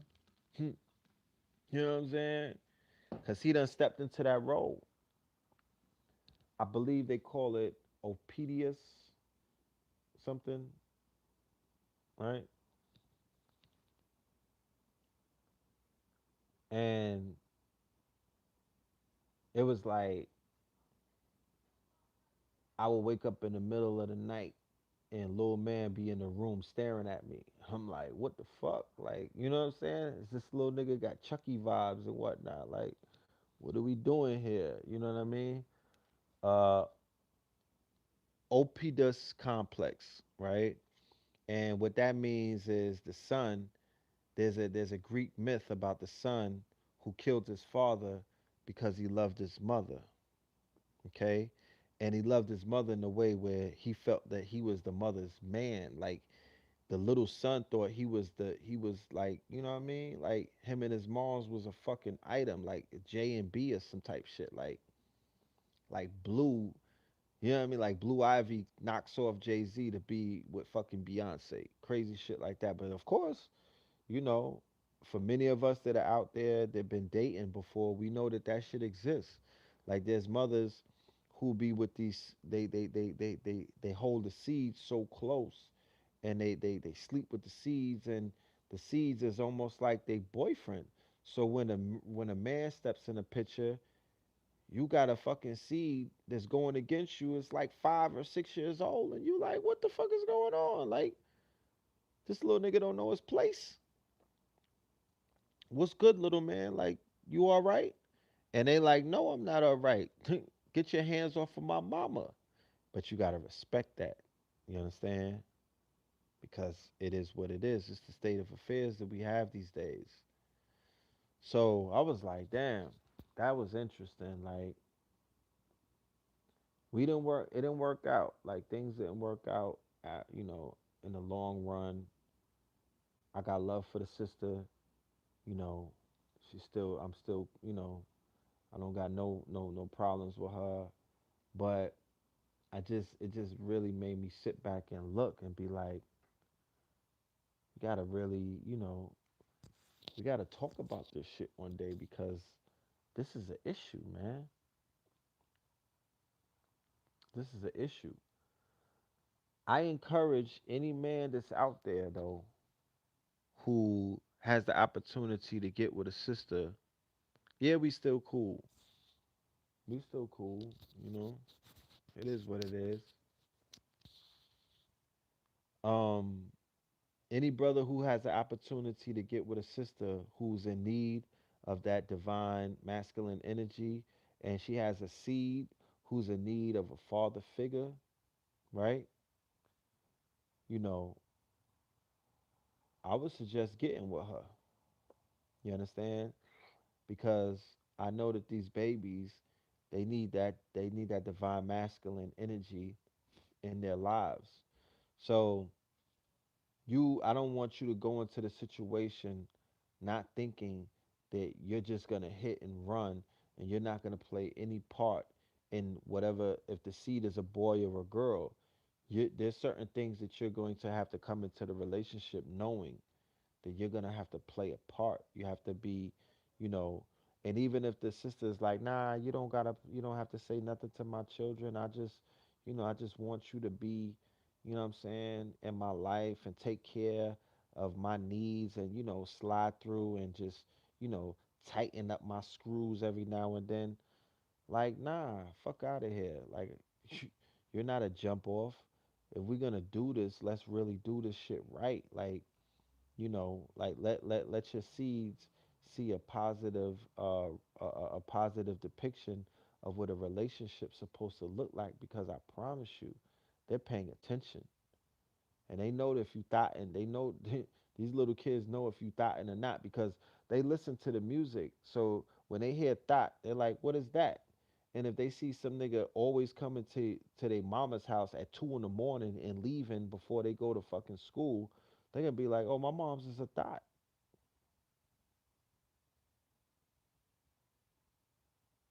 You know,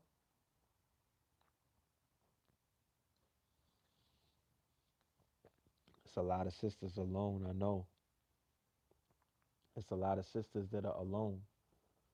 You feel me? You know,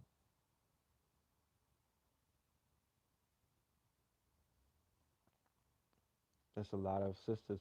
Like I said, one of the goals in the upcoming calendar year of 2019 is to do a little more social events because I want to see we need to help or assist some people with getting together because that's very important. How could we talk about community building?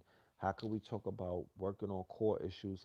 How could we talking about protecting single mothers if we're not trying to help brothers find the women that they're looking for and to help women find the men that they're looking for? You're not gonna get that shit off of being in the fucking chat room or scrolling on Instagram to see whose ass is fat that's sitting on a sink.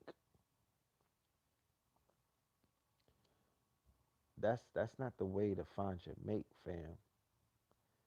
I don't know if you could find it in the fucking chat room. So we're gonna have to create some gatherings and some social events, not a lecture, because you're not gonna meet your, it's not gonna be easy to meet your mate at a lecture. A social event where niggas pulled up to socialize, like maybe some speed dating. How about some hotep speed dating? You know what I mean? Who's Dr. Ben? Who's Dr. Clark? You know what I mean? What does Ma'at mean? You know, what are the 42 laws of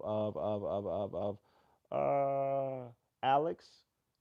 What is Ma'at? Oh, 42 laws of, all right. You know what I mean? Like, you might have to have shit like that, speed dating. But I'm going to make sure that I'm going to play a part in helping some people find each other, because I promise you, I've been in this thing a long time. That's one of the core issues. One of the core issues inside of this community is there's no socializing being done in a healthy manner outside of dick pics in your DM and other little things. Niggas sending you all these heart emojis and fucking, I mean,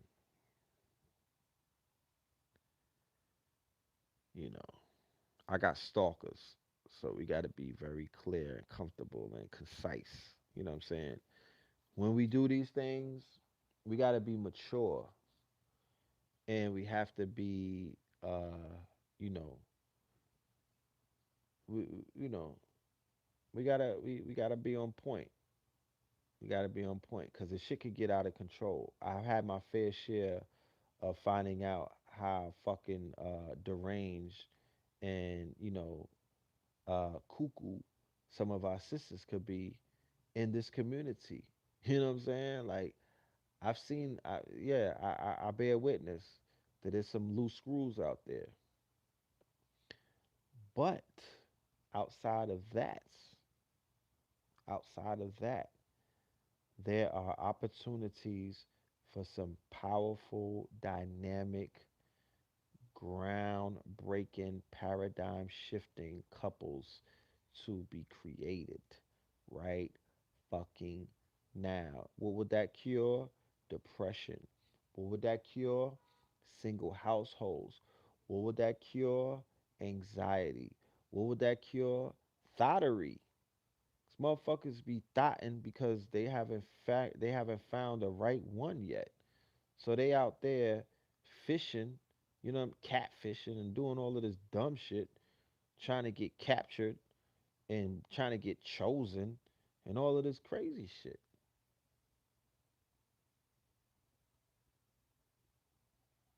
You know? Yeah, thotting because of loneliness.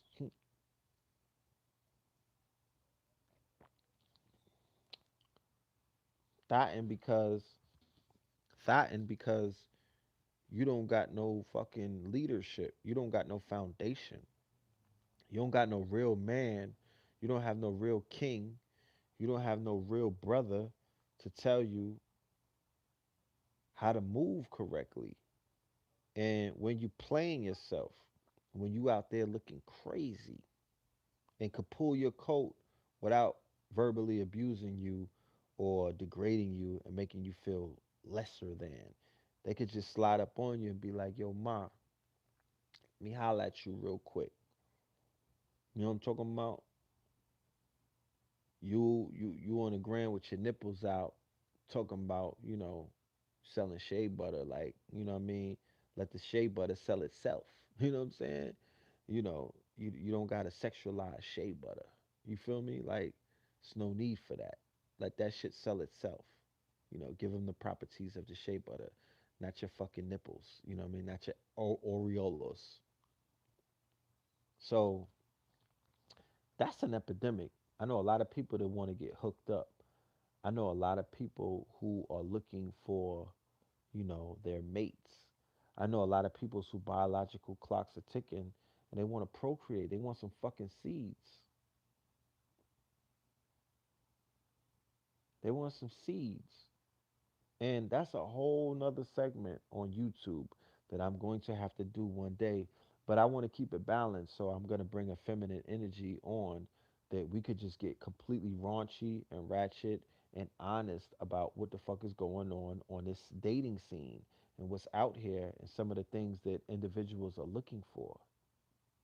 So I'm just saying all of this to let you know I'm aware, I'm fully aware, and I'm fully committed to restoring some sense of happiness back into the community because I remember being super duper depressed, super duper lonely, super duper, in my lowest self, uh, unappreciated, undervalued, and all kind of other things. I I can relate. I can relate. You got these niggas running around like Tom and Bird Box, chasing Becky's and whatnot, you know?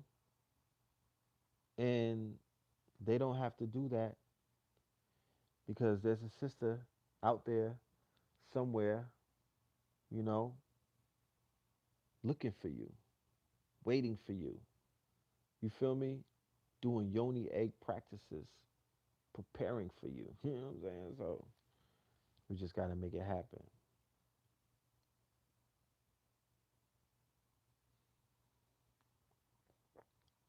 because it's real in these fields.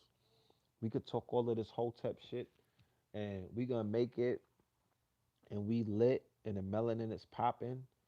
But if you don't got nobody that appreciates you, and if you don't have nobody that's there for you, right? If there's no Apollonia to your prince, then you're not gonna feel it.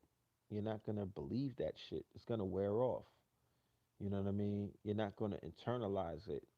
You need that shit to be solidified by the divine feminine who stamps everything. Red pill, I'm not there to stamp. I can't. I don't stamp that shit. The sisters stamp it. They say what's official and what's not. They give it the sign of approval. So, you know, we gotta line niggas up so that can happen. You know what I'm saying? I can't give you the stamp. It's the sisters that are gonna stamp you, my nigga. Real talk. That's where it comes from. Keep that in mind. So we got work to do. And when we start dealing with this level of work, when we start building on this level of building, then we're dealing with true power.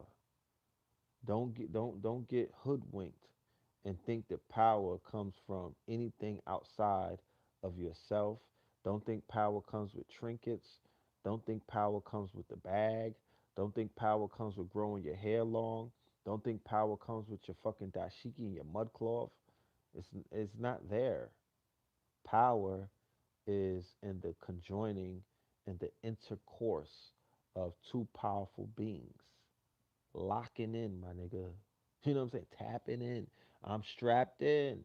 I clap you in a coma. Like, yeah, getting it in with the right one or the right ones. You know what I'm saying? Some of you niggas is ready for that. But to me, that's power. You know, that's power.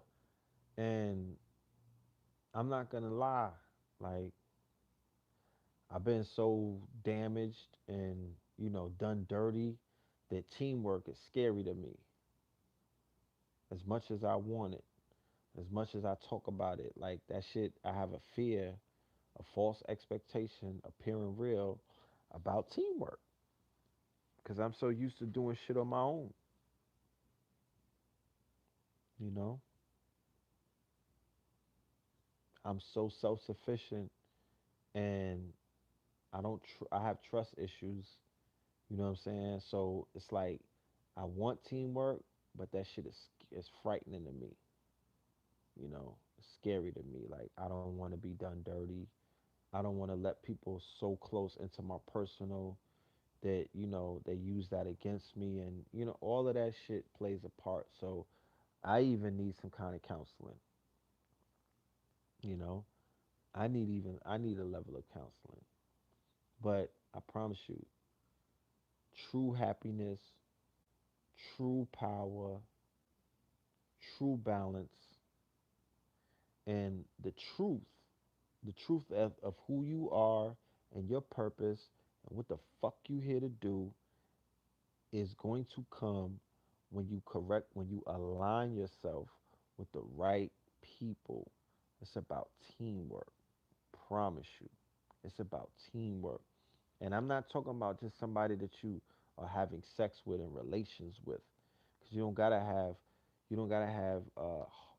nasty hardcore sex with every single opposite sex that comes amongst you, or every single opposite or every single gender that you're engendered with. No, when I speak about finding your purpose, it's not necessarily in a physical relationship. Shout out to Casey.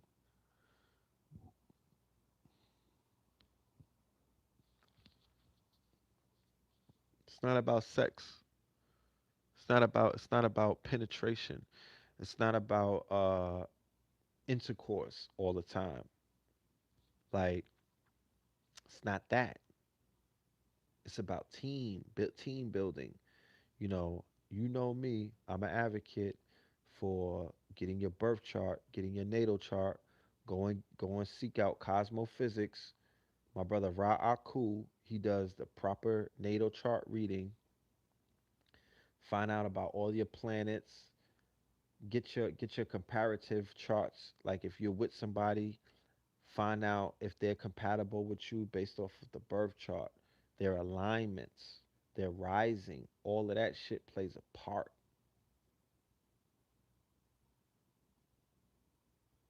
All of that plays a part. And I'm putting this PSA out there for the brother who gave me the title of Third Eye Thursdays. If you're out there, I'm looking for you because I have a gift for you. And I haven't forgotten about you. I just don't know who the fuck you are because I screenshotted your name, but then I got a new phone. So if you're out there, the brother who gave me the title Third Eye Thursdays, please holler at me. Please holler at me because I got something for you. Pause. Yeah, I'm gonna,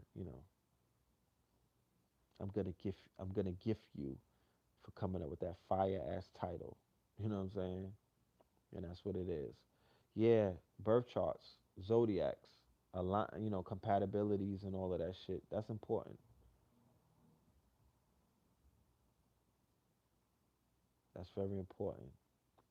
And we can have a whole show about the affairs of the heart. I love talking about that stuff. You know, I like to open up and to reveal certain things about, some of my relationships that I've been through and some of the things that I learned. I don't have a problem with that. You know what I mean? I like to answer questions and to help people. So we could do that in the very near future, but I'm not gonna do it by myself. I need a sister who's not afraid to let that shit hang out. Let it all hang out. Like don't get all shy and whatnot, cause that's not what I'm looking for. Yeah, yeah, man. 2020 is coming.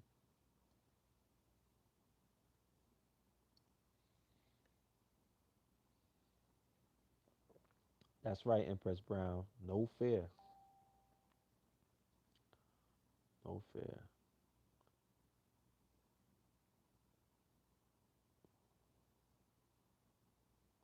And if you shy,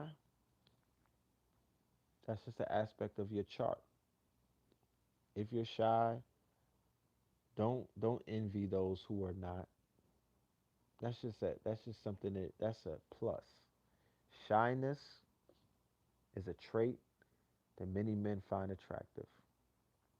Shyness is a trait that speaks to other aspects of self. So don't envy anyone who's quote unquote social butterfly or who may be um, extroverted. Don't worry about that. You know what I mean? If you find yourself being shy, you're good. That means that you just open up and reveal yourself. And if you do open up and reveal yourself to somebody, then that makes them feel ever more so special because keep in mind, this is something that you don't do, that you're shy. So if you make a person, because you'll make that person feel comfortable about who they are, and that helps build confidence. So we have to find ways to build confidence in each other because it's about enthusiasm and it's about confidence. Look,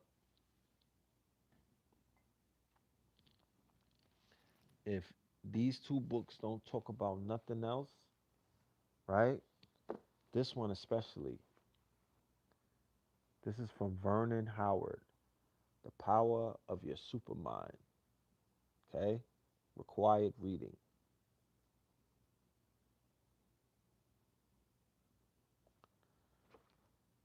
These books talk about enthusiasm, being enthusiastic about the ideas and the concepts and the thoughts that you have, and enthusiasm bringing certain things into fruition. What are you talking about, Red Pill? All right, let me show you an example, right? You ever been to a strip club? Them hoes is enthusiastic when they on a pole. You ever seen them do the upside down shit where they be smiling while they're going while they climb up the pole like a fireman and then they slide down. But when they slide down, they be smiling and shit. Yeah, nigga, that's enthusiasm. They're excited to be sliding down the pole. You know what I mean? Like they, you ever seen a chick twerking and then she turns around and she got a smile on her face whilst twerking? Nigga, that's enthusiasm. They're happy to make that shit jump. You know what I mean? And that's a magic place. Like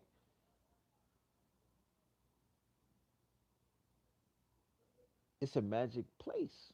Like they can manifest in that moment. You know what I'm saying? Because they are happy about what they're doing. Okay? There's all kind of secretions of dopamines being secreted. There's all kind of anxiety being released during the twerkage.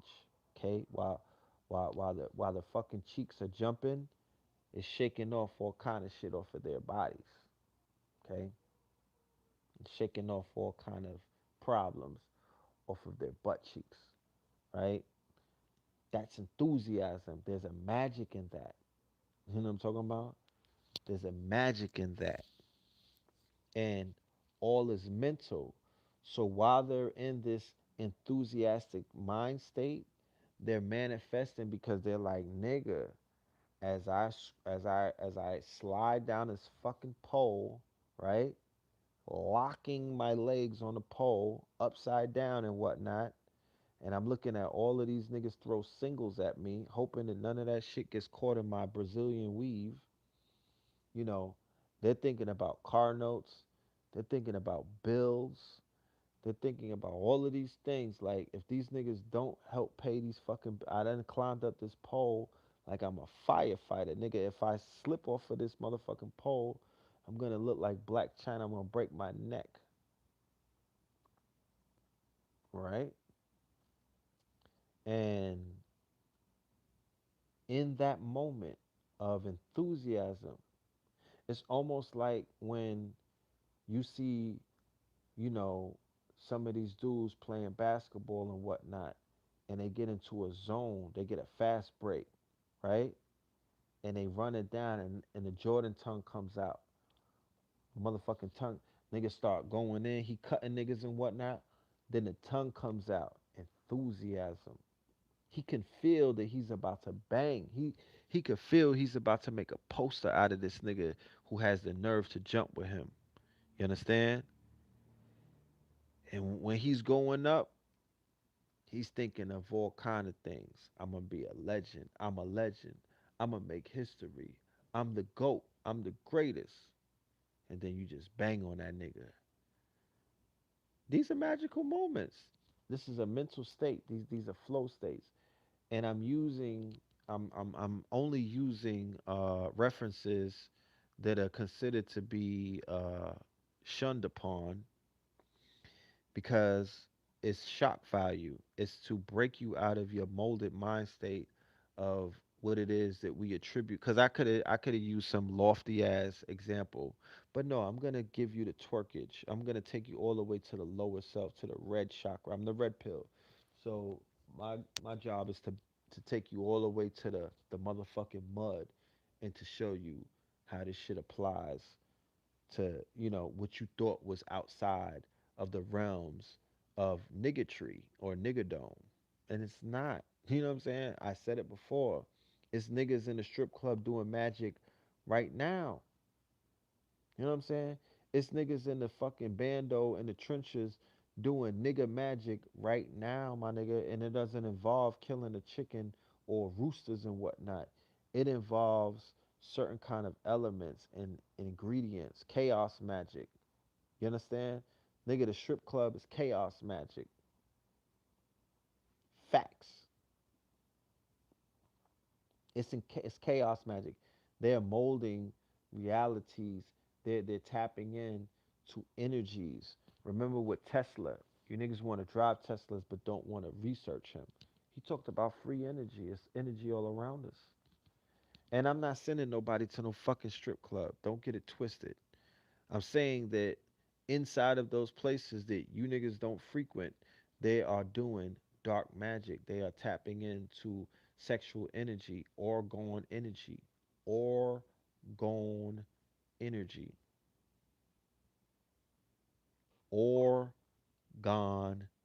Is orgasmic, it's organic, it's a creation energy.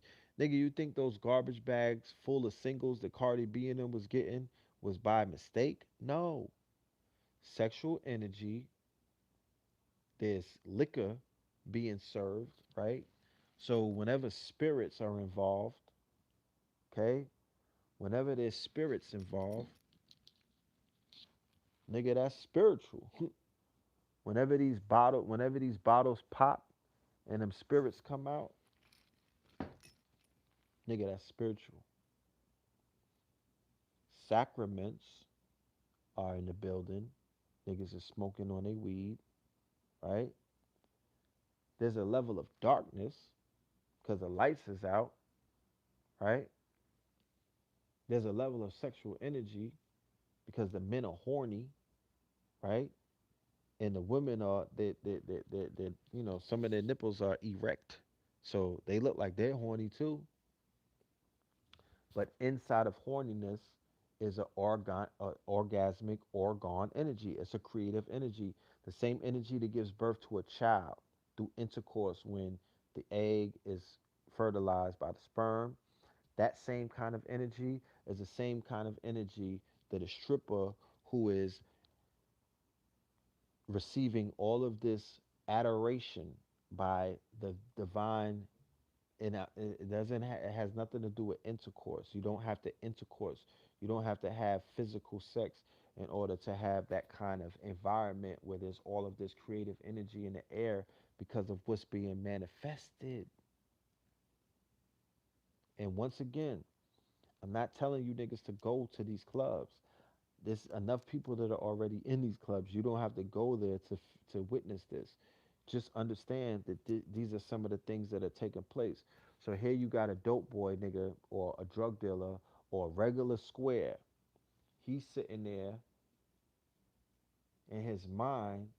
He's like, yo, I need $100,000. You know what I'm saying? Like, I need $1 million. I need $1 million, right? I need that Bentley truck because Shorty that's sliding down that pole right there, she is a goddess. She is the most beautiful specimen of the divine feminine that I've ever seen. And her name is Peaches or Strawberry. And I will do everything in my power to come back in here and make it rain blue faces on her face. Because I heard that she'd take niggas in the boom boom room and straighten them out real good. That's how that shit work. And because of the enthusiasm, because of the fact that when he had those thoughts about manifestation, he was in a place where a blissful state where he was fully erect, right? One, he was secreting all kind of dopamine hormones because of the fact that he was aroused by a beautiful woman that was in front of him, right? Two, he was under the influence of alcohol, so that took away the inhibitions. He might even have a spirit from the spirits possessing him, right? Because if a nigga get real drunk off the henny, you know, you get possessed by African spirits and spirits from the Caribbean. You know what I mean? You might get taken over by motherfucking a pirate spirit. Then you might be smoking the weedy, you know what I mean? You might be smoking the marijuana. So now your brain, you're on pharmacopoeia, you're defocalized. So you're taking away ego and all kind of other stuff, and you're able to tap into a deeper place. So now you can visualize having sex with said stripper. Nigga, this is called mental magic. Yes, the spirit of the Jezebel owns the club. But that spirit of the Jezebel is a manifestation spirit nonetheless. The same way that the sultans had these harems they had all of these women's in their harems, and they would go inside of the harem and they would do the same thing. They would smoke on a hookah, they would be on a hashish, and they would play with all of these beautiful women, and they would manifest what it is that they wanted to bring into reality. So, case in point, these niggas come back. If anybody knew any strippers, you could just talk to them about how much disposable incomes niggas who they would never think would be able to pull out 10 racks every weekend, 100 racks, 50 racks. Like, where are they getting this money from? it, what the fuck are they doing to get all of this bread? They're manifesting a lot of this based off of their desires, based off of them wanting those women. They want to please those women, they want to impress those women, they want to spend, they want to trick, they want to make it rain on these women. So these women are helping them manifest and to level up and to get their ones up, and all it is it's a cycle. It's a cycle. It's a cycle. you know, and I'm just giving you a mundane example. I'm not encouraging, I'm not out here capping for no strippers. I'm just showing you that on the mundane level, on the lower, this shit is taking place. And I could take you to the higher, and show you as well. But on a lower, where you niggas swear that nothing is going on, and because these niggas is knuckle draggers, and they on a demonic shit, that they're not doing deep, they're not tapping into manifestation magic, or they're not tapping into prosperity magic. No, mm-mm, that's not the case. Because morality doesn't exist when it comes with that. Morality doesn't. You niggas try to bring morality into the picture, and it's not a moral thing. It's not about the morality. Nigga, I met Pinky. Ben X interviewed Pinky. Nigga, I met Pinky and took pictures with her. I chopped it up with Pinky. Legend.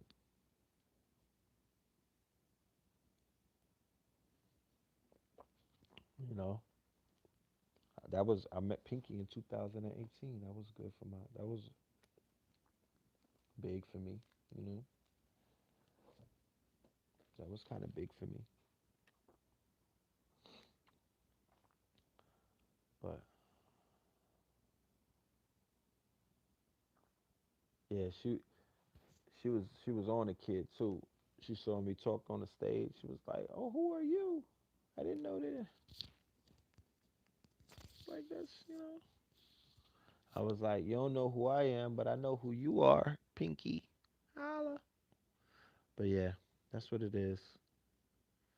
At 2:30, 2 hours and 30, I'm gonna cut this. That's in 9 minutes. Uh, you know,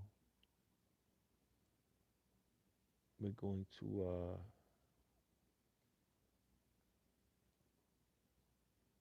Am I married?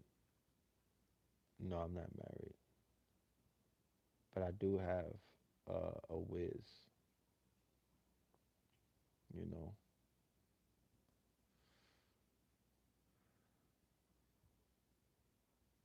So yeah, like in 8 minutes or 9 minutes, we're gonna end the show. Can I speak on the birds dying on Myrtle Beach? Um, Most of the times where you see these birds dying, that's a result of the 5G experiments when they're trying out that 5G the 5G towers and whatnot, that whole 5G network. You're gonna see a lot of dead birds as a result of the 5Gs. The same way that there was a lot of dead birds as a result of the 3Gs and the 4Gs. You know what I'm talking about?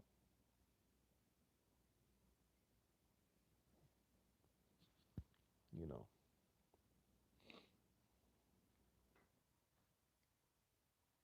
Look at Charlie. Look at my cat. Hey Charlie. Pshat. Say what up. Don't just stare. Say what's up. It's not good to stare. Say what's up.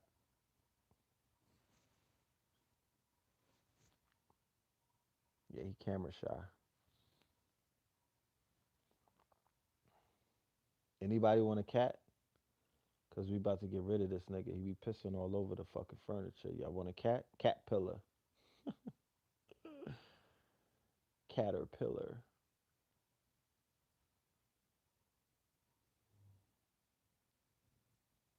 Meow. Yeah, them cats is crazy, man. You know what I'm saying? Cats is cuckoo, B. Them cats is cuckoo. This cat right here, he be peeing all over shit, man. I don't know how to stop him from. Does anybody out there know how to stop cats from pissing on your furniture? Let me know. You know, we're trying to keep this. We're trying to keep him in the family, but he be acting crazy. Like this nigga got a urination problem. Of course, he got a kitty litter.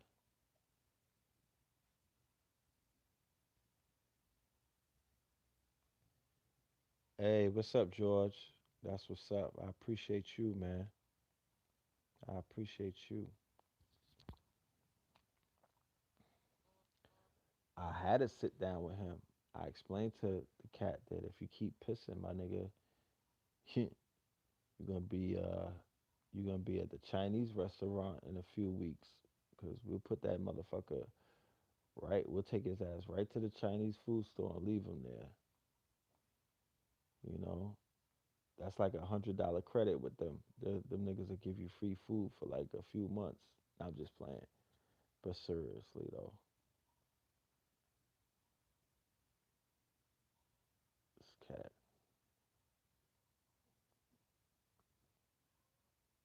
Has he been neutered? Yeah.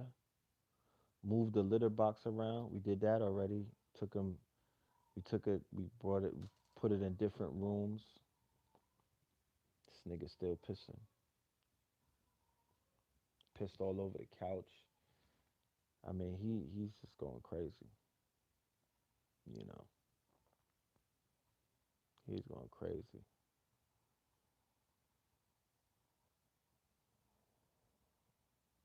Ammonia. Yeah, I heard about that.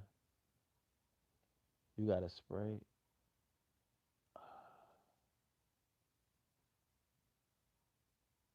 Bird box him. Yeah, I know. I heard that's why you can't neuter him. But when we got this cat, he was at the ASPCA. We saved his life. So he was already neutered, unfortunately. And after about 3 months, 4 months, just started pissing all over shit. You know what I mean? Started out lightly, and now it's gotten a little out of hand. But what I'm thinking is, you know, he smells another cat from another house that I be at. So he might be spraying. That's what somebody else said, that he might be spraying. Yeah, share some mushrooms. I think I might do that. Have I thought about getting a friend for him? No, we're not doing cat hookups, my nigga. This is not Christian mingle for cats. Okay? I'm not about to wake up and see two cats boning and shit. Like, I'm not built for that. We don't want cat porn in the house.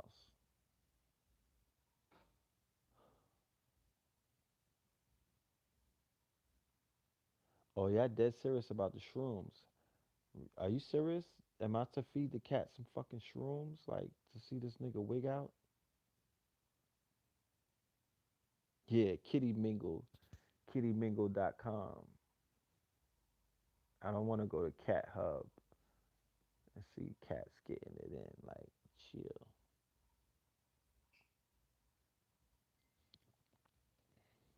Kitty Hub.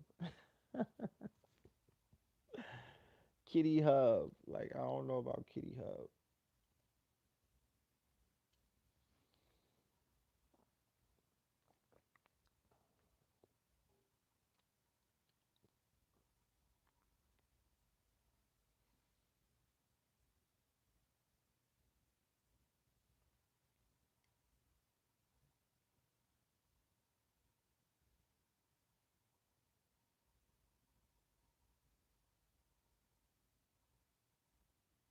You said bond with him? We be bond. The cat get mad love, bro. Like, the cat is well taken care of.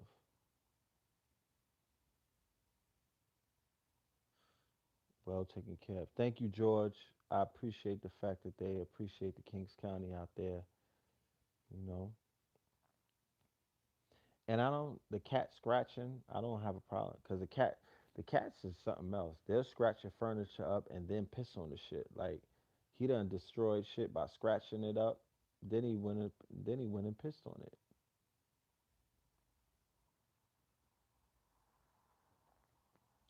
Oh yeah, I already know. Cats are huge on the internet.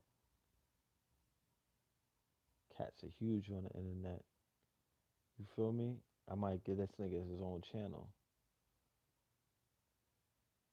Yeah, he be R. Kelly in the furniture. I'm not appreciative of that. But anyway, we ain't gonna talk about Charlie all night. We're going to sign off. We're gonna wish everybody once again a happy fiscal New Year's. Love and light to everybody. Travel safe. You know. Yes, I will do something on the Kabbalion, breaking down the three initiates. They talk about that extensively in this book. Okay. So once again, if you want the PDF to this book that just came, this book is very interesting. Hit me on my Instagram, EL underscore Filthmore, PHILTHMOOR. Be a friend, sign up. Hit me on my direct message, my DM. Give me your email. I will send you the PDF free of charge, no strings attached. You feel me? And yeah, that's what it is. But like I said, 2019, this shit is gonna go super fast. This is not gonna be a year where you niggas could kick your feet up and just fucking relax and play with your balls all year and not do nothing. This is about being a disruptor, staying dangerous, keeping up with the narrative, staying on code and grabbing your nuts. because, nothing is going to change. It's only going to get intense. So if 2018 helped give you niggas some armor or made you a little tougher and secured your foundation for your stance, stand on your square, stay focused. Don't worry about anybody that's out here disrespecting any of our elders, because them niggas is food. They're going to get washed. Like everybody who's disrespected the elders before, nobody's impervious. And it is what it is. So you know what it is. You stay true. You stay true to self. You stay real. You stay solid. You let fuck niggas be fuck niggas. And you don't worry about that. Okay? So with that being said, love and light to the family. kingscounty.bigcartel.com. You understand? January 19th to the 20th, Nicholas, Brooklyn, Bed-Stuy. Nigga, pull up. Las Vegas, February 20th to the 23rd. Okay? Kemet in the Desert, Red Pill, Blue Pill, Professor James Smalls, Rick Ross. Nigga, pull up. March 9th, New Haven, Connecticut, the Triple Pillars, Cambada, Red and Blue Pill. Uh, pull up. You know what I'm talking about? Yeah. We'll see you niggas when you pull up. We'll have merchandise on deck, information on deck, and other things upon deck. All right? So let's make it happen 2019. I look forward to meeting everybody personally so we could chop it up and do what it do. Love and light to the family. Peace. See you on Third Eye Thursdays.